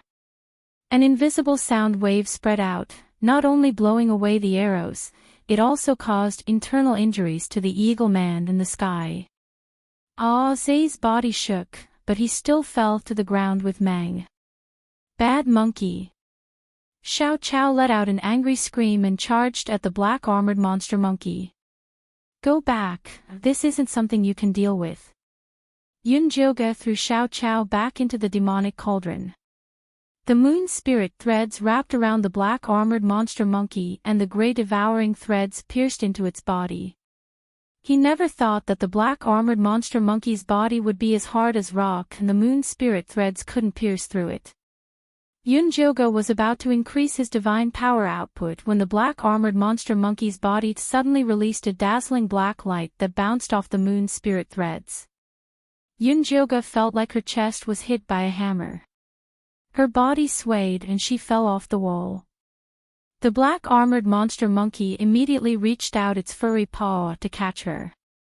Yunjoga shot out the moon spirit threads to stabilize herself and successfully avoided the black-armored monster monkey's attack. She used the last of her divine power to open her spirit eye and finally found his demon core on his forehead. However, her remaining divine power couldn't fly over to get rid of that demon core. She had to find someone to help her.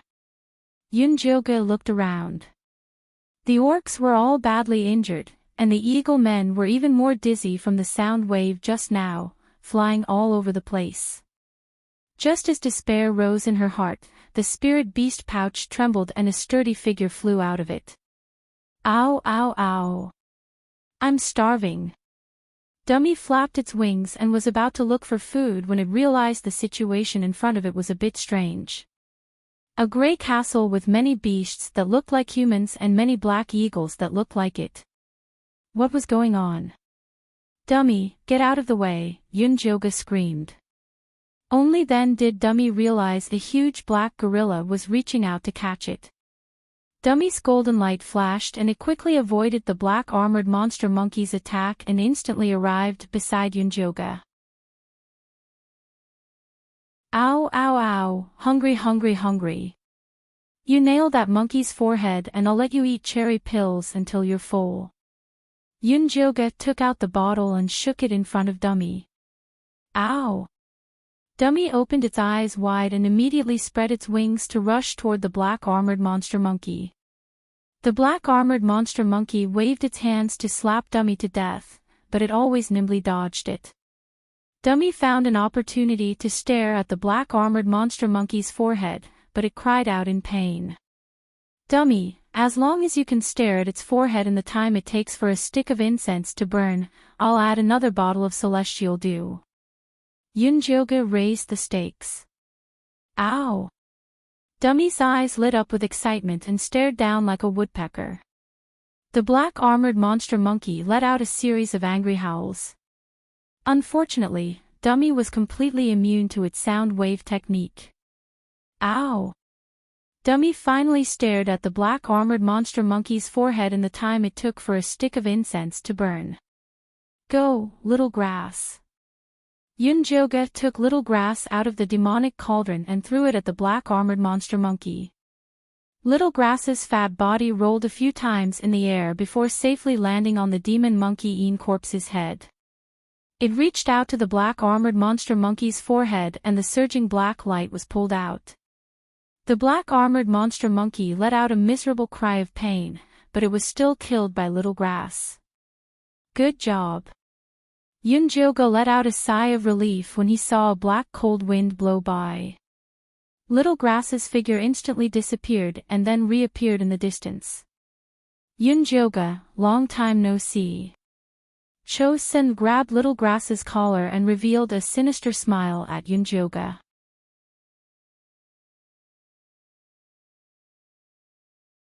Chapter 542.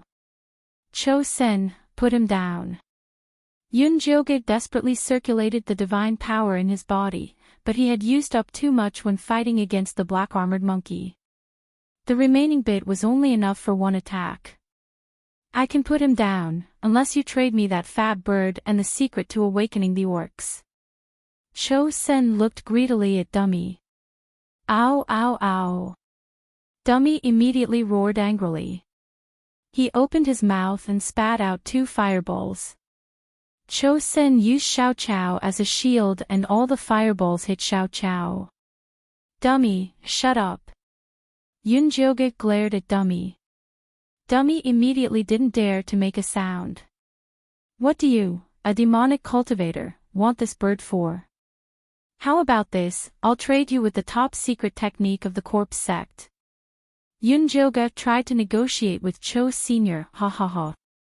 Cho-sen laughed wildly and looked at Yunjoga like he was an idiot.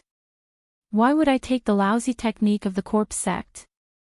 You're not Cho-sen, Yunjoga suddenly said. No matter how arrogant Cho-sen was, he wouldn't look down on the technique of the corpse sect. You're indeed the reincarnation of a goddess. You have a good eye. Cho-sen smiled and admitted it without hesitation.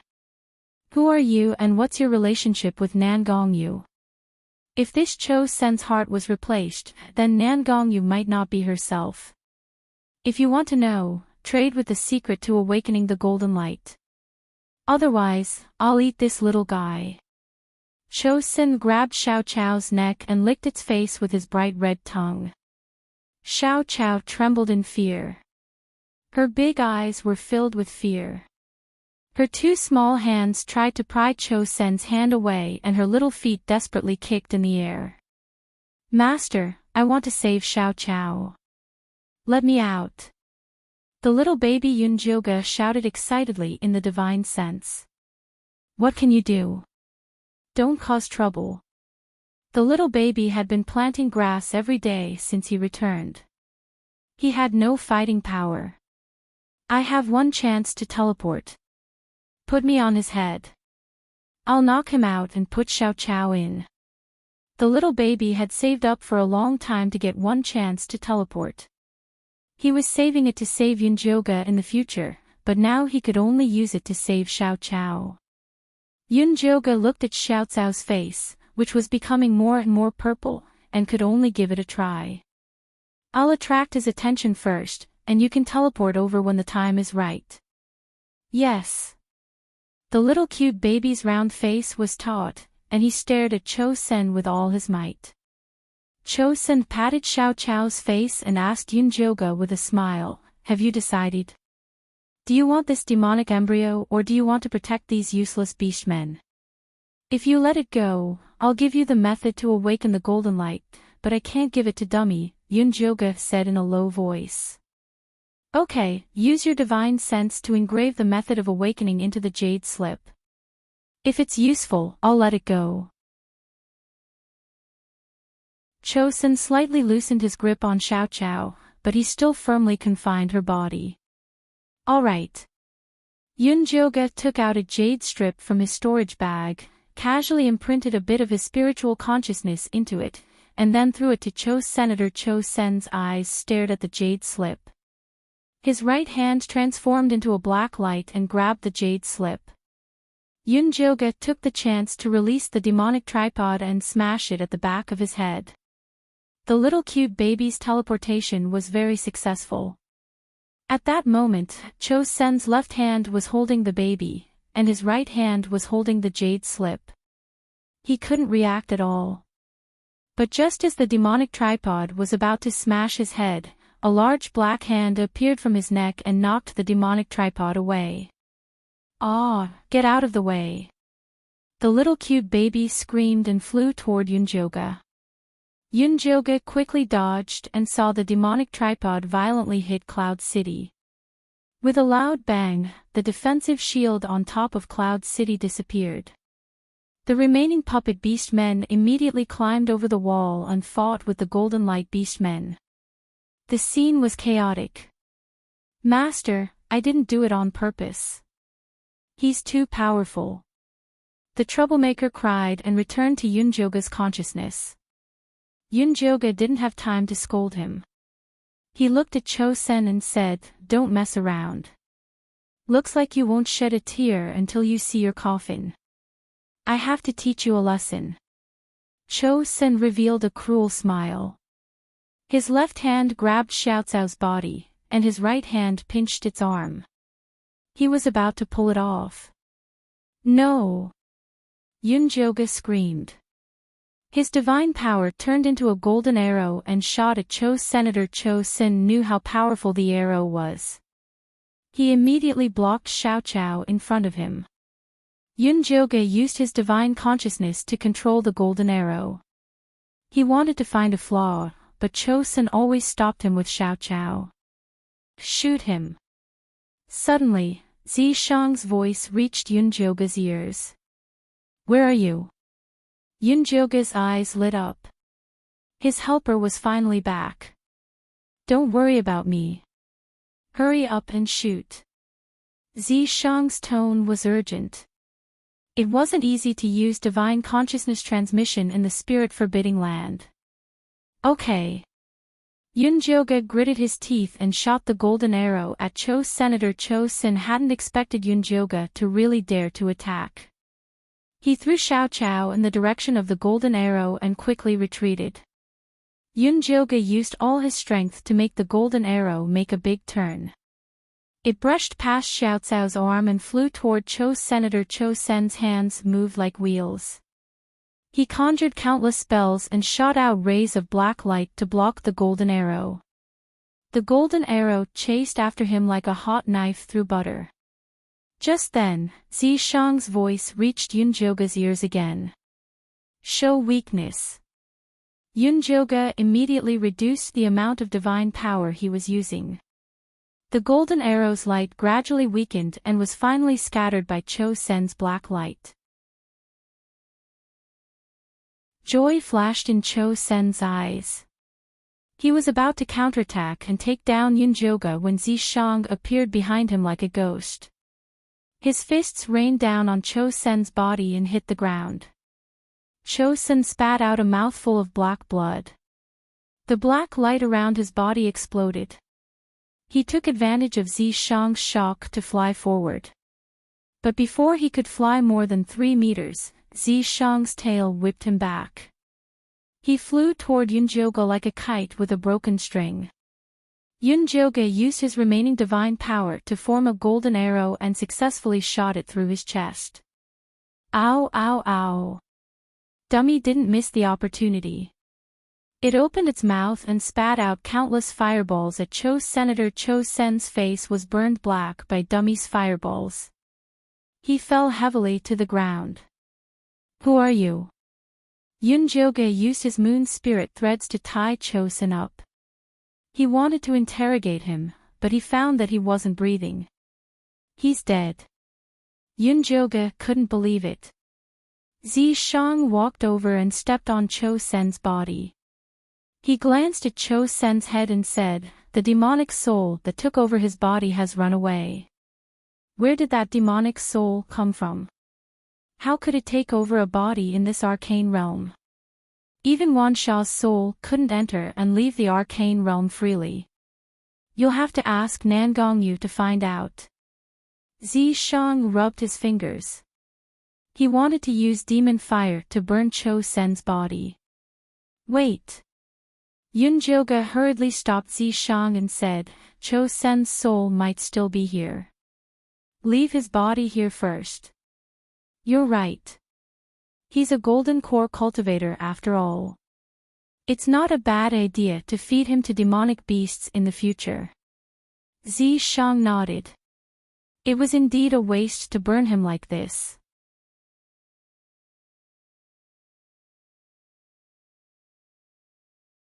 Chapter 543. Yunjoga rolled her eyes at Zishang and put Cho Sen's body into her storage bag. She turned to look at the devastated Cloud City.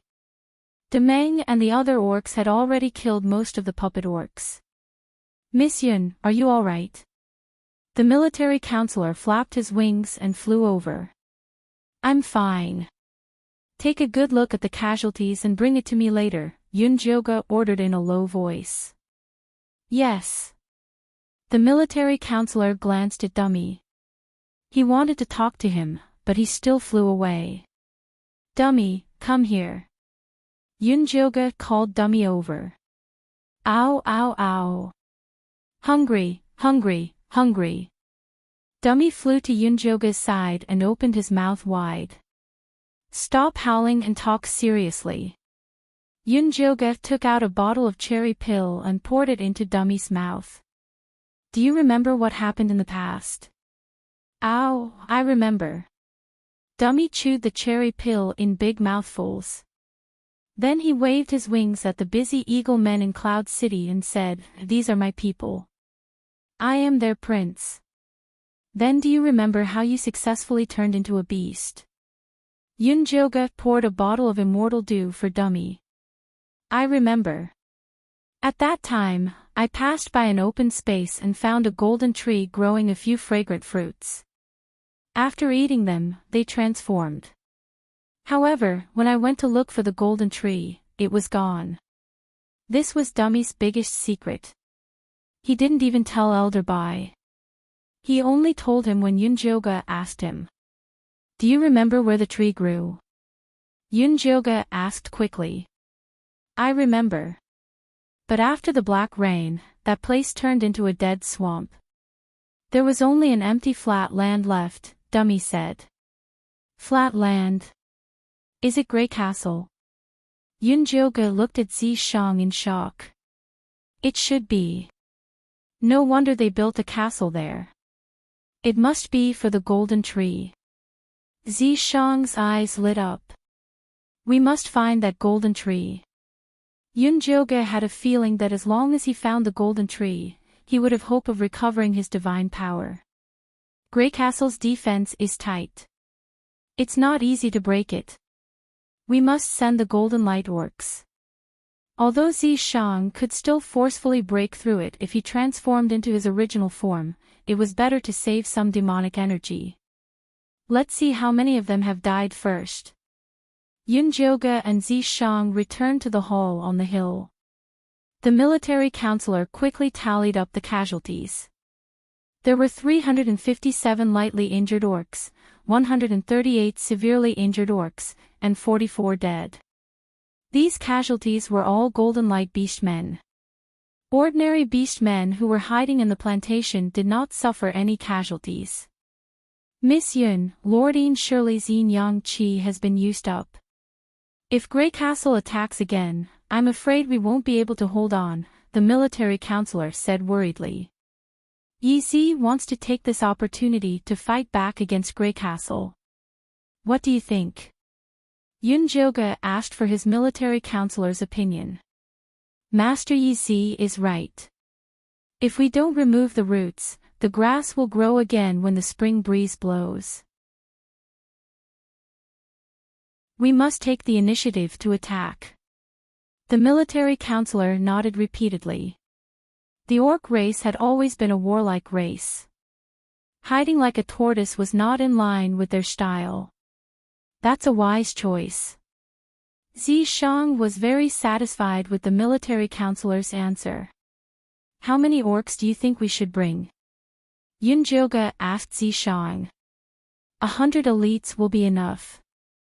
Zishang had already thought of a way to deal with Grey Castle. The puppets guarding Grey Castle mainly relied on the Devil Chi and the Death Chi. As long as Feifei absorbed the Death Chi around Grey Castle and turned it into Life Chi, the puppet orcs and monsters would be greatly restricted. Then, they would be able to attack with twice the effort. 100 elites is no problem. The military counselor nodded repeatedly. Gather the people as soon as possible. We'll set off in 2 hours, Zishang said. So soon? Yunjoga frowned. 2 hours was not enough for everyone to recover. We've already injured the devil's soul. It's time to kill him while he's down.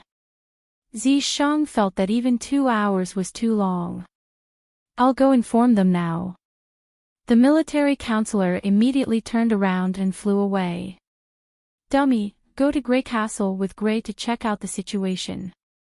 Also, see if it's where you found the golden tree. Zishang called Dummy over. Ow!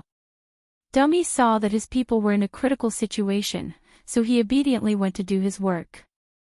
Zishang, time is too tight. It's too dangerous. Yunjoga was about to have a good talk with Zishang when the voice of the rabbit chief came from outside the door. Miss Yun, I have something to tell you. Come in. Yunjoga could only put Zishang's matter aside for now.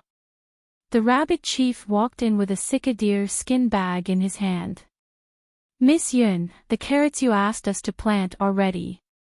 The rabbit chief placed the animal skin bag on the table, and then took out the neatly bundled carrots inside.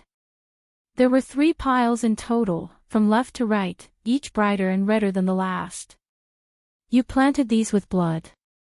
Yunjoga pointed at the reddest pile and asked. Yes, the land here is very good. The harvest is better than I expected, the rabbit chief said. It looks very good. Yunjoga picked it up and sniffed it. It had a strong smell of blood and even a trace of spiritual power. To be able to plant spiritual power in an arcane realm where spiritual power was forbidden, this blood carrot was very useful to cultivators. Of course it's good. I planted these with blood. The rabbit chief repeatedly emphasized her hard work. She didn't want to give up her offerings for nothing. Bring all these blood carrots here. I'll exchange this bottle of pills with you. There are 10 pills in total. Taking one will help you evolve once. Yoonjoga took out a bottle of cherry pills and placed it on the table. Thank you for your generosity. I'll bring the carrots over immediately. The rabbit chief carefully put away the cherry pills. In the attack of Cloud City, the rabbit people were the most injured. In the end, it was because they were too weak. With this bottle of pills, they had an extra layer of protection. After the rabbit chief left, Zishang picked up a blood carrot and tasted it. He said, "It's full of spiritual power. If a cultivator is injured here, this is definitely the most suitable pill." That's right. That's why you eat it. It's useful. Yoonjoga slapped Zishang's hand away and put away all the blood carrots. Let's go to the rabbit people and get the rest of the blood carrots. Then we'll go pick the people. Zishang threw the rest of the carrots into his mouth. Yoonjoga and Zishang put away the blood carrots and went to find the military counselor. The military counselor had already gathered 100 elite warriors. Yoonjoga's guards were all among them.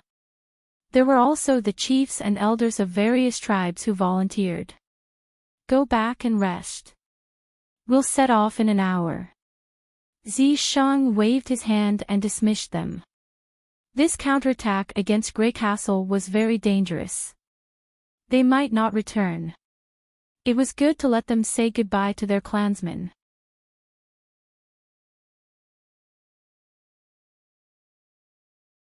Chapter 544. An hour later, Dummy and Ash flew back. Master, Grey Castle is where I found the golden tree. Let's hurry up and bring that treasure back. Dummy shouted excitedly. It wanted to rush in, but it didn't dare to because there were too many monsters around. All right, let's go now. Yoonjoga patted Dummy's fat head, then looked at Zishang. It's time. Yes. Zishang nodded and ordered the military advisor to gather the orc elites. The 100 orc elites were split into 2 teams. One team was made up of eagle men, carrying the Nagas as the vanguard. One group was made up of centaurs. They transformed into their original forms and carried other orcs towards Grey Castle at full speed. Yoonjoga and Zishang sat on Dummy's back, helping them clear away any obstacles that might appear in front of them. The group of people successfully arrived at the edge of the death swamp. The black aura of death shrouded the entire forest, and the muddy swamp had a faint fishy smell. In the past, orcs would be corroded as soon as they got close, but after awakening the golden light, they could finally resist the aura of death. At this moment, on the marshland, Grey Castle was tightly surrounded by countless puppet orcs. The gate was completely blocked by pitch-black magical beasts. Stay where you are and wait for my orders, Zishang ordered the military advisor. Yes. The military counselor nodded and began to organize the soldiers to stay where they were and wait for the attack. Let Grass and Fei come out, Zishang said as he looked at Yoonjoga. These 2 little guys were the main force behind the attack on Grey Castle. Yoonjoga released Fei and Xiao Xiao as instructed. The little black and white butterfly smelled the thick death qi in front of it, and its small eyes immediately lit up. Recently, it had fallen in love with the work of converting death qi. Xiao Xiao's face drooped and she looked a bit dazed. She had been scared by Chosun today and still hadn't regained her composure. The eyeball poked its head out of its pocket. Just as it was about to shrink back, it was pulled out by Yoonjoga. Have you been here before? Yoonjoga asked, pointing at Grey Castle. I've been here before. Nangong, you built a demonic pool down there to nurture us, the eyeball answered honestly. Did you see a golden tree inside? Yoonjoga asked again. No, we were thrown out to work as soon as we were born, the eyeball said. It's a waste of time to ask him about this. We should hurry up and deal with these eyesores. Zishang said to Yunjoga, later, bring Fei Fei to the entrance to convert the death chi. Xiao Chao and I will be responsible for eliminating the demonic creatures. Okay. Yunjoga stuffed the eyeball back into Xiao Cao's pocket and flew down to her shoulder. Xiao Chao also perked up and walked over to Zishang's side. What about me? Dummy asked. You're responsible for providing support outside.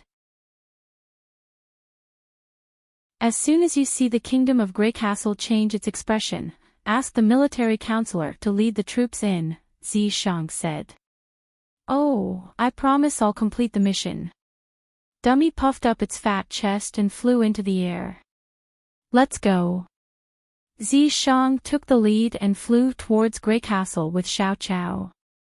As soon as the two of them entered the range of the flat ground, the originally motionless puppet orcs instantly came to life. Arrows filled the sky and rained down on them. The black monsters drove the grey vines of the dead tree to block their way. Zidecisa's serpent tail lashed out, shattering countless puppet demonic beasts. Xiao Chao raised her small hand high, and the black demonic energy turned into a big iron hammer, smashing those small demonic beasts into pieces. Fei Fei, let's go. Yunjoga took Fei Fei through the crack created by Zishang and the others and came to the roof of Grey Castle. Fei Fei immediately flapped its wings, and the Black Death aura immediately turned into white vitality, dyeing the roof of Grey Castle white. The demonic beasts felt a great sense of crisis, and the dead tree vines immediately turned to Yunjoga. At this time, Dummy happened to see the change in the Kingdom of Grey Castle, and immediately flew to the military counselor and shouted, "You can attack now. Kill!" The military counselor immediately transformed into his original form, a slender black eagle, and took the lead to attack Grey Castle. The other orcs also transformed into various beast forms, roared, and rushed into Grey Castle to fight.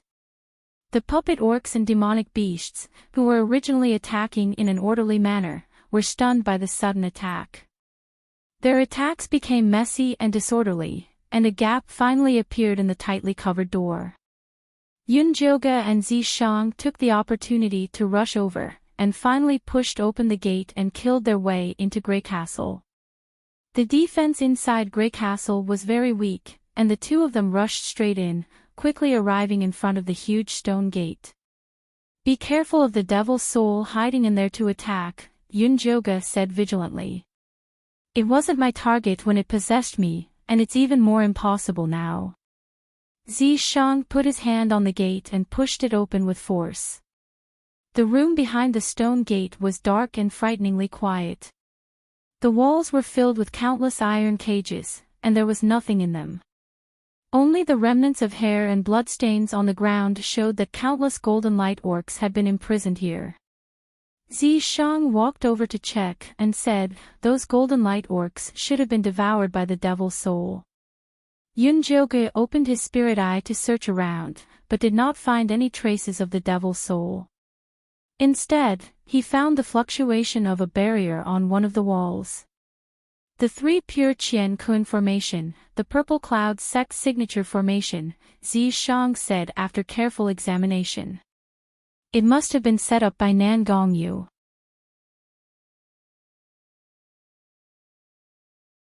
Move aside, I'll break it. Yunjoga found the spirit stones used to set up the barrier, and released moon spirit threads to penetrate the wall and devour the spirit stones. The spirit energy was exhausted, and the wall collapsed, revealing a wide space. It was empty inside. On the left was a dried-up black pool, and in the middle was a huge pit, as if something had been uprooted. "That's the demonic pool that gave birth to us." The eyeball floated out of Fei Fei's pocket and pointed at the dry pool. "What about this?" Yunjoga picked up the soil in the pit and brought it to the tip of his nose. He could immediately smell a familiar divine power. The golden tree that Dummy mentioned must have been planted here. "I don't know about that. The demonic pool we grew up in has a barrier, so we can't see what's happening outside." The eyeball blinked. You're lying. Yunjoga picked it up, squinted, and said, You said that when you were born, there was an accident in the demonic pool, and that's why you mutated. Is this accident related to the thing in this pit? The eyeball was shocked. It did not expect Yunjoga to guess so accurately. Answer me honestly, and you'll live. If you play any more tricks, I'll throw you into the demonic pool and reincarnate, Yunjoga said coldly. I'll talk. The eyeball immediately replied honestly, Actually, I don't know what happened either. The barrier suddenly shook and a very powerful aura floated in, and then I ate it. And then? Yunjoga raised his eyebrows. Then I saw that there seemed to be a person sealed in the golden tree, the eyeball said, bracing itself. Is it a man or a woman? What does it look like? How old is it? Yunjoga pinched the eyeball and asked a series of questions.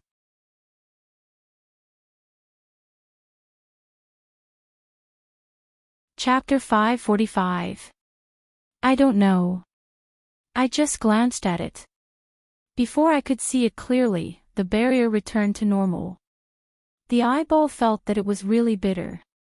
If it had known that this would be the outcome of becoming smart, it would have been better to just muddle along for the rest of its life. Are you sure there's a person sealed inside the golden tree? Yunjoga asked again. I'm not sure. I only saw a blurry image of a person. Yunjoga squeezed the eyeball so hard that it felt like it was going to explode. Calm down. Zishang pressed down on Yunjoga's shoulder, dug out the eyeball from her palm, and then threw it to Xiao Qiao. Don't cry, Cho-Cho. Xiao Qiao immediately comforted the poor eyeball. Sob, little master. The eyeball felt that the grass in front of it was as cute as a fua. Rub. Xiao Qiao stretched out her hand to rub her eyeball, which made its face full of saliva. The eyeball immediately felt that there was nothing left to live for, so it burrowed back into Xiao Cao's pocket.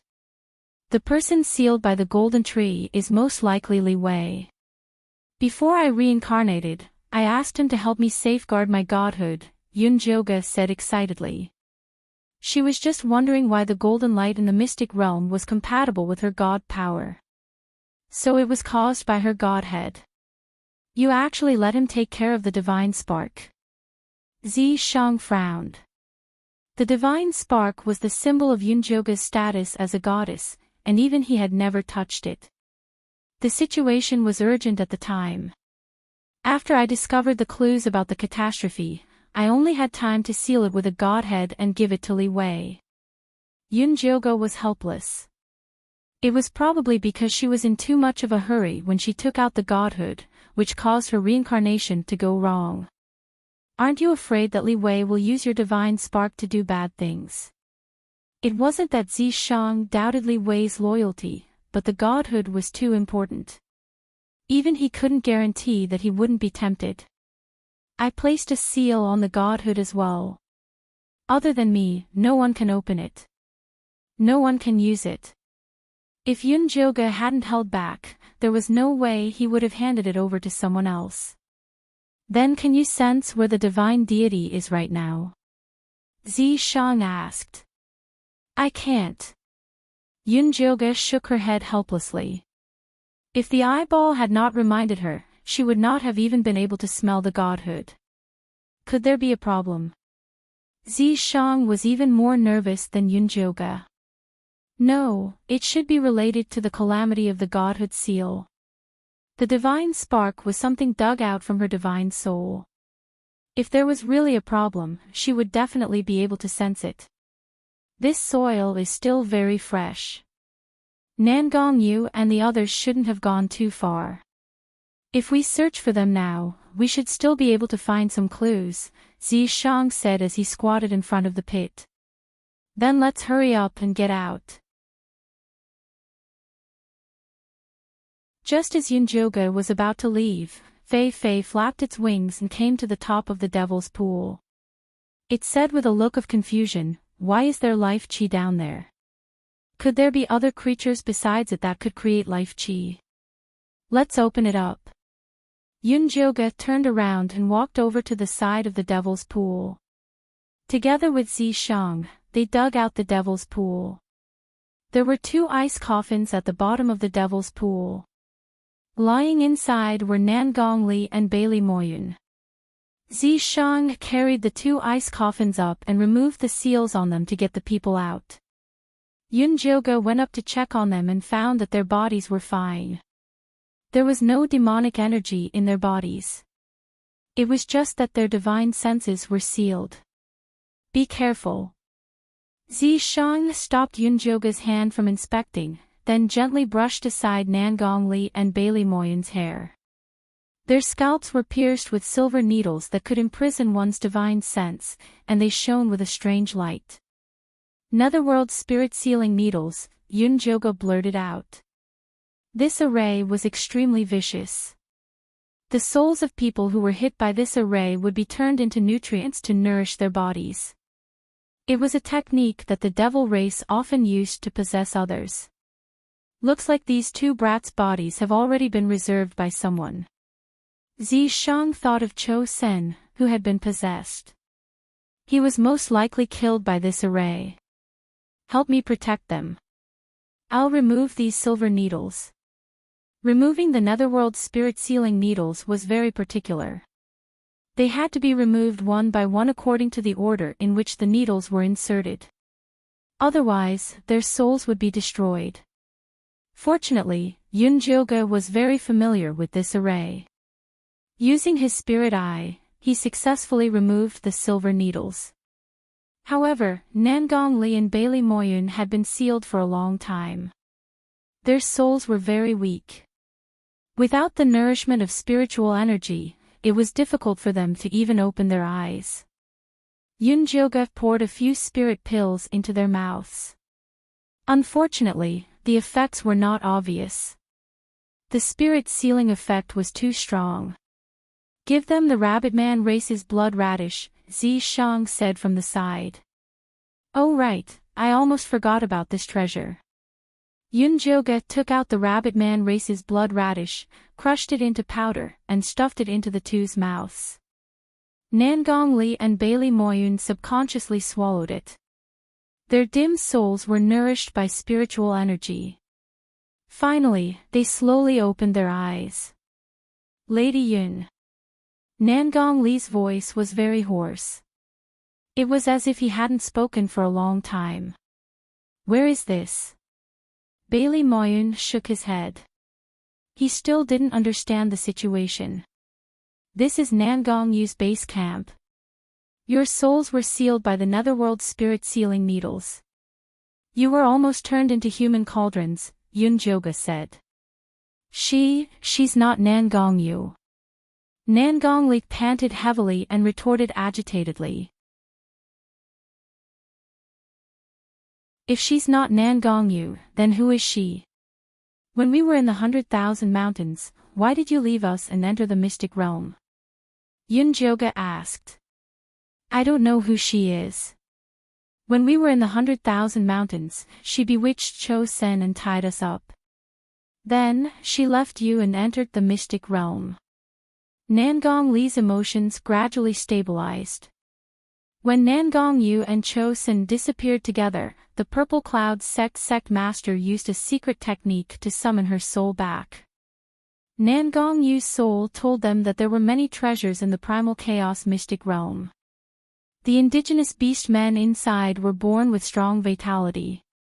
They could be refined into supreme-grade essence longevity pills. The Purple Cloud sect master wasn't young anymore. He was constantly worried about the day when his lifespan would end. After listening to Nangongyu's soul, he made up his mind to enter the mystic realm. Their Purple Cloud sect had prepared for many years. They were just waiting for Cho Sen to find the treasure map and enter the mystic realm. Unexpectedly, the news of the primal chaos mystic realm was leaked. Someone even found another path to enter the mystic realm. However, only golden core cultivators and above could enter. When the Purple Cloud sect received the news, they decided to make two preparations. One was to let Nangongli bring Nangongyu's soul to follow Chosin into the mystic realm. The other was to let the Golden Core cultivators of the sect enter through another path. Bailey Moyun had followed them in by accident. That soul isn't my aunt, Nangongyu. The moment she entered the mystic realm, she used the excuse of helping Chosin remove the seal. She gave Chosen's body to a demonic soul that appeared out of nowhere. She even sealed us all. Nangong-li's eyes were filled with hatred. That's right.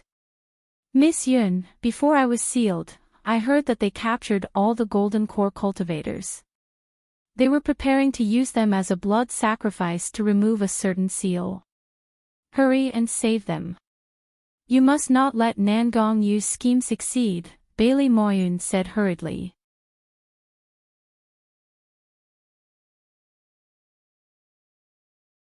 Chapter 546. Looks like this was all a trap set by Nangongyu.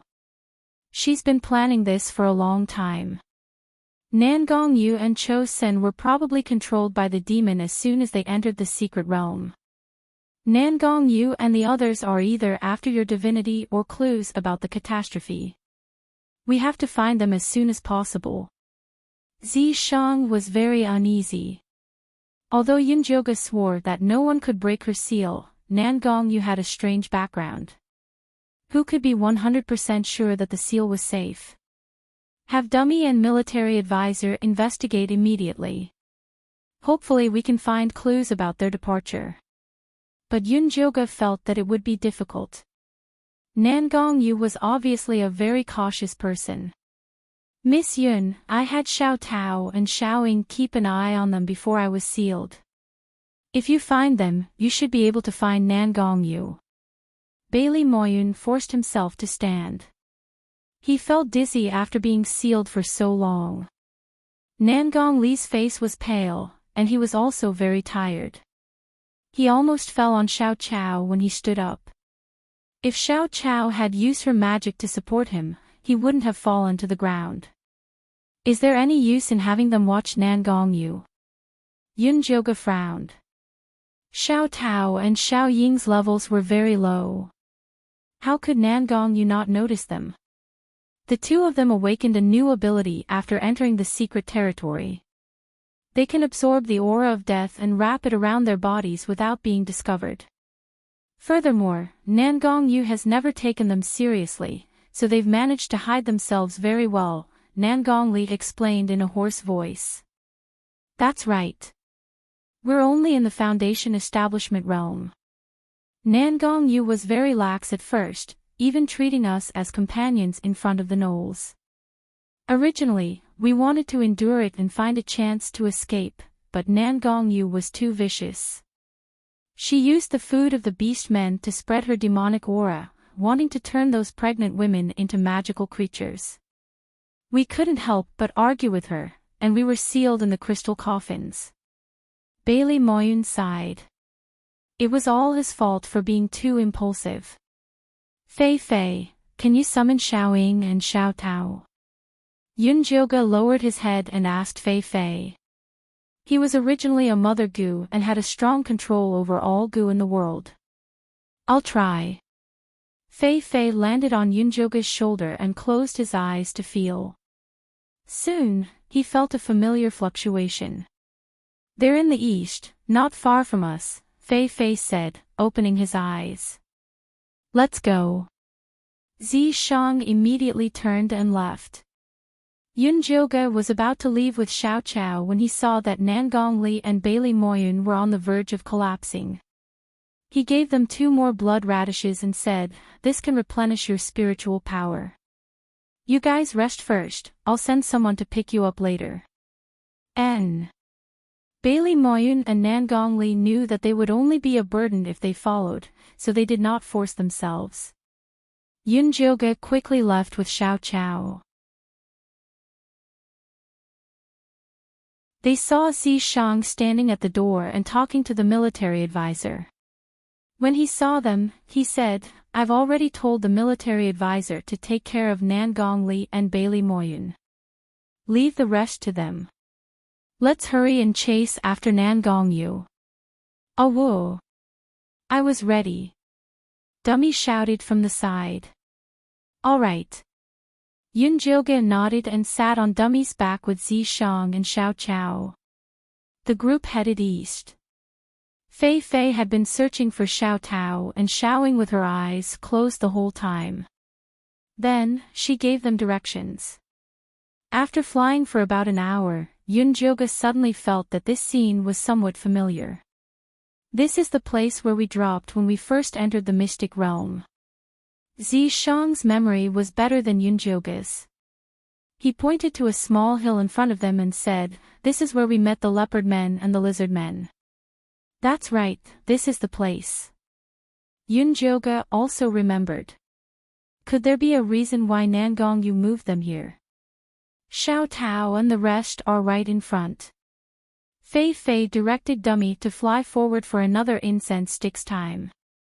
Then, they saw a boundless forest of dead trees. The dark brown wasteland looked like a grayish-white sea. "They're right there." Fei Fei pointed to the forest of dead trees. Yunjoga opened his spirit eye and carefully observed the forest of dead trees. Other than a black deathly aura, there was nothing else. "Eyeball, can you see anything?" Yunjoga took out the eyeball from Xiao Chao's pocket. What a fragrant smell.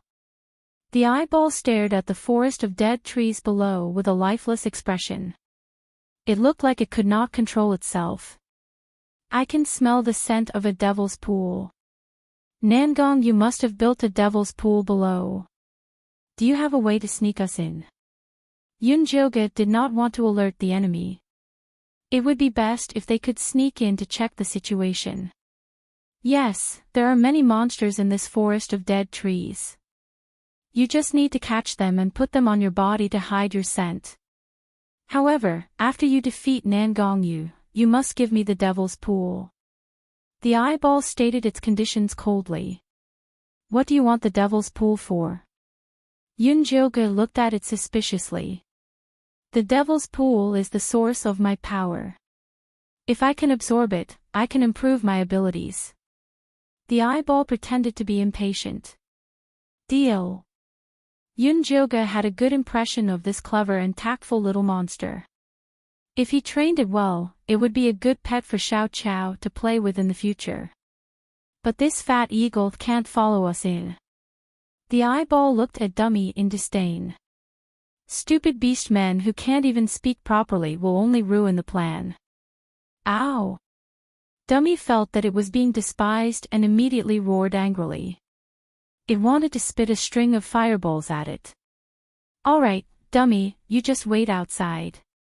Yunjoga patted Dummy's head and fed it a few spirit pills. Dummy immediately shut up in satisfaction. "Follow me." The eyeball's red pupil emitted a ball of light that fell on the forest. A dozen black monsters were attracted over and finally knocked out. Yunjoga and Zishang jumped onto Dummy's back into the dead tree forest. The dead tree forest was dim and smelled fishy. The black monsters on the ground were all strangely shaped. They looked like human limbs, ears, noses, mouths, and other organs. Yunjoga took out 2 cloth bags and put the black monsters in them. He handed one to Zishang. "Xiao Tao and Xiao Ying are over there." Fei Fei squatted on Yunjoga's shoulder, its white wings pointing to the center of the forest. "That's where the demonic aura is the thickest. The devil's pool must be there." The eyeball was very excited as if it could already smell the demonic aura. "It smells good." Xiao Chao also clapped her hands excitedly. The demonic aura was also very nutritious to her.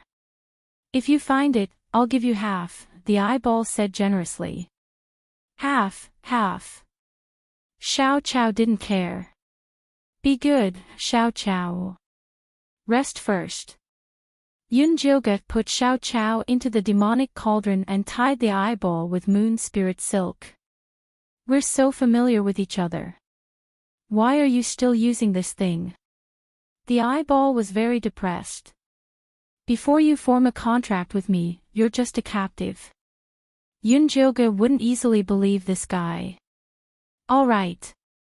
The eyeball also knew that words were useless. It could only float forward obediently. You're tuning into the LoveLore Library YouTube channel.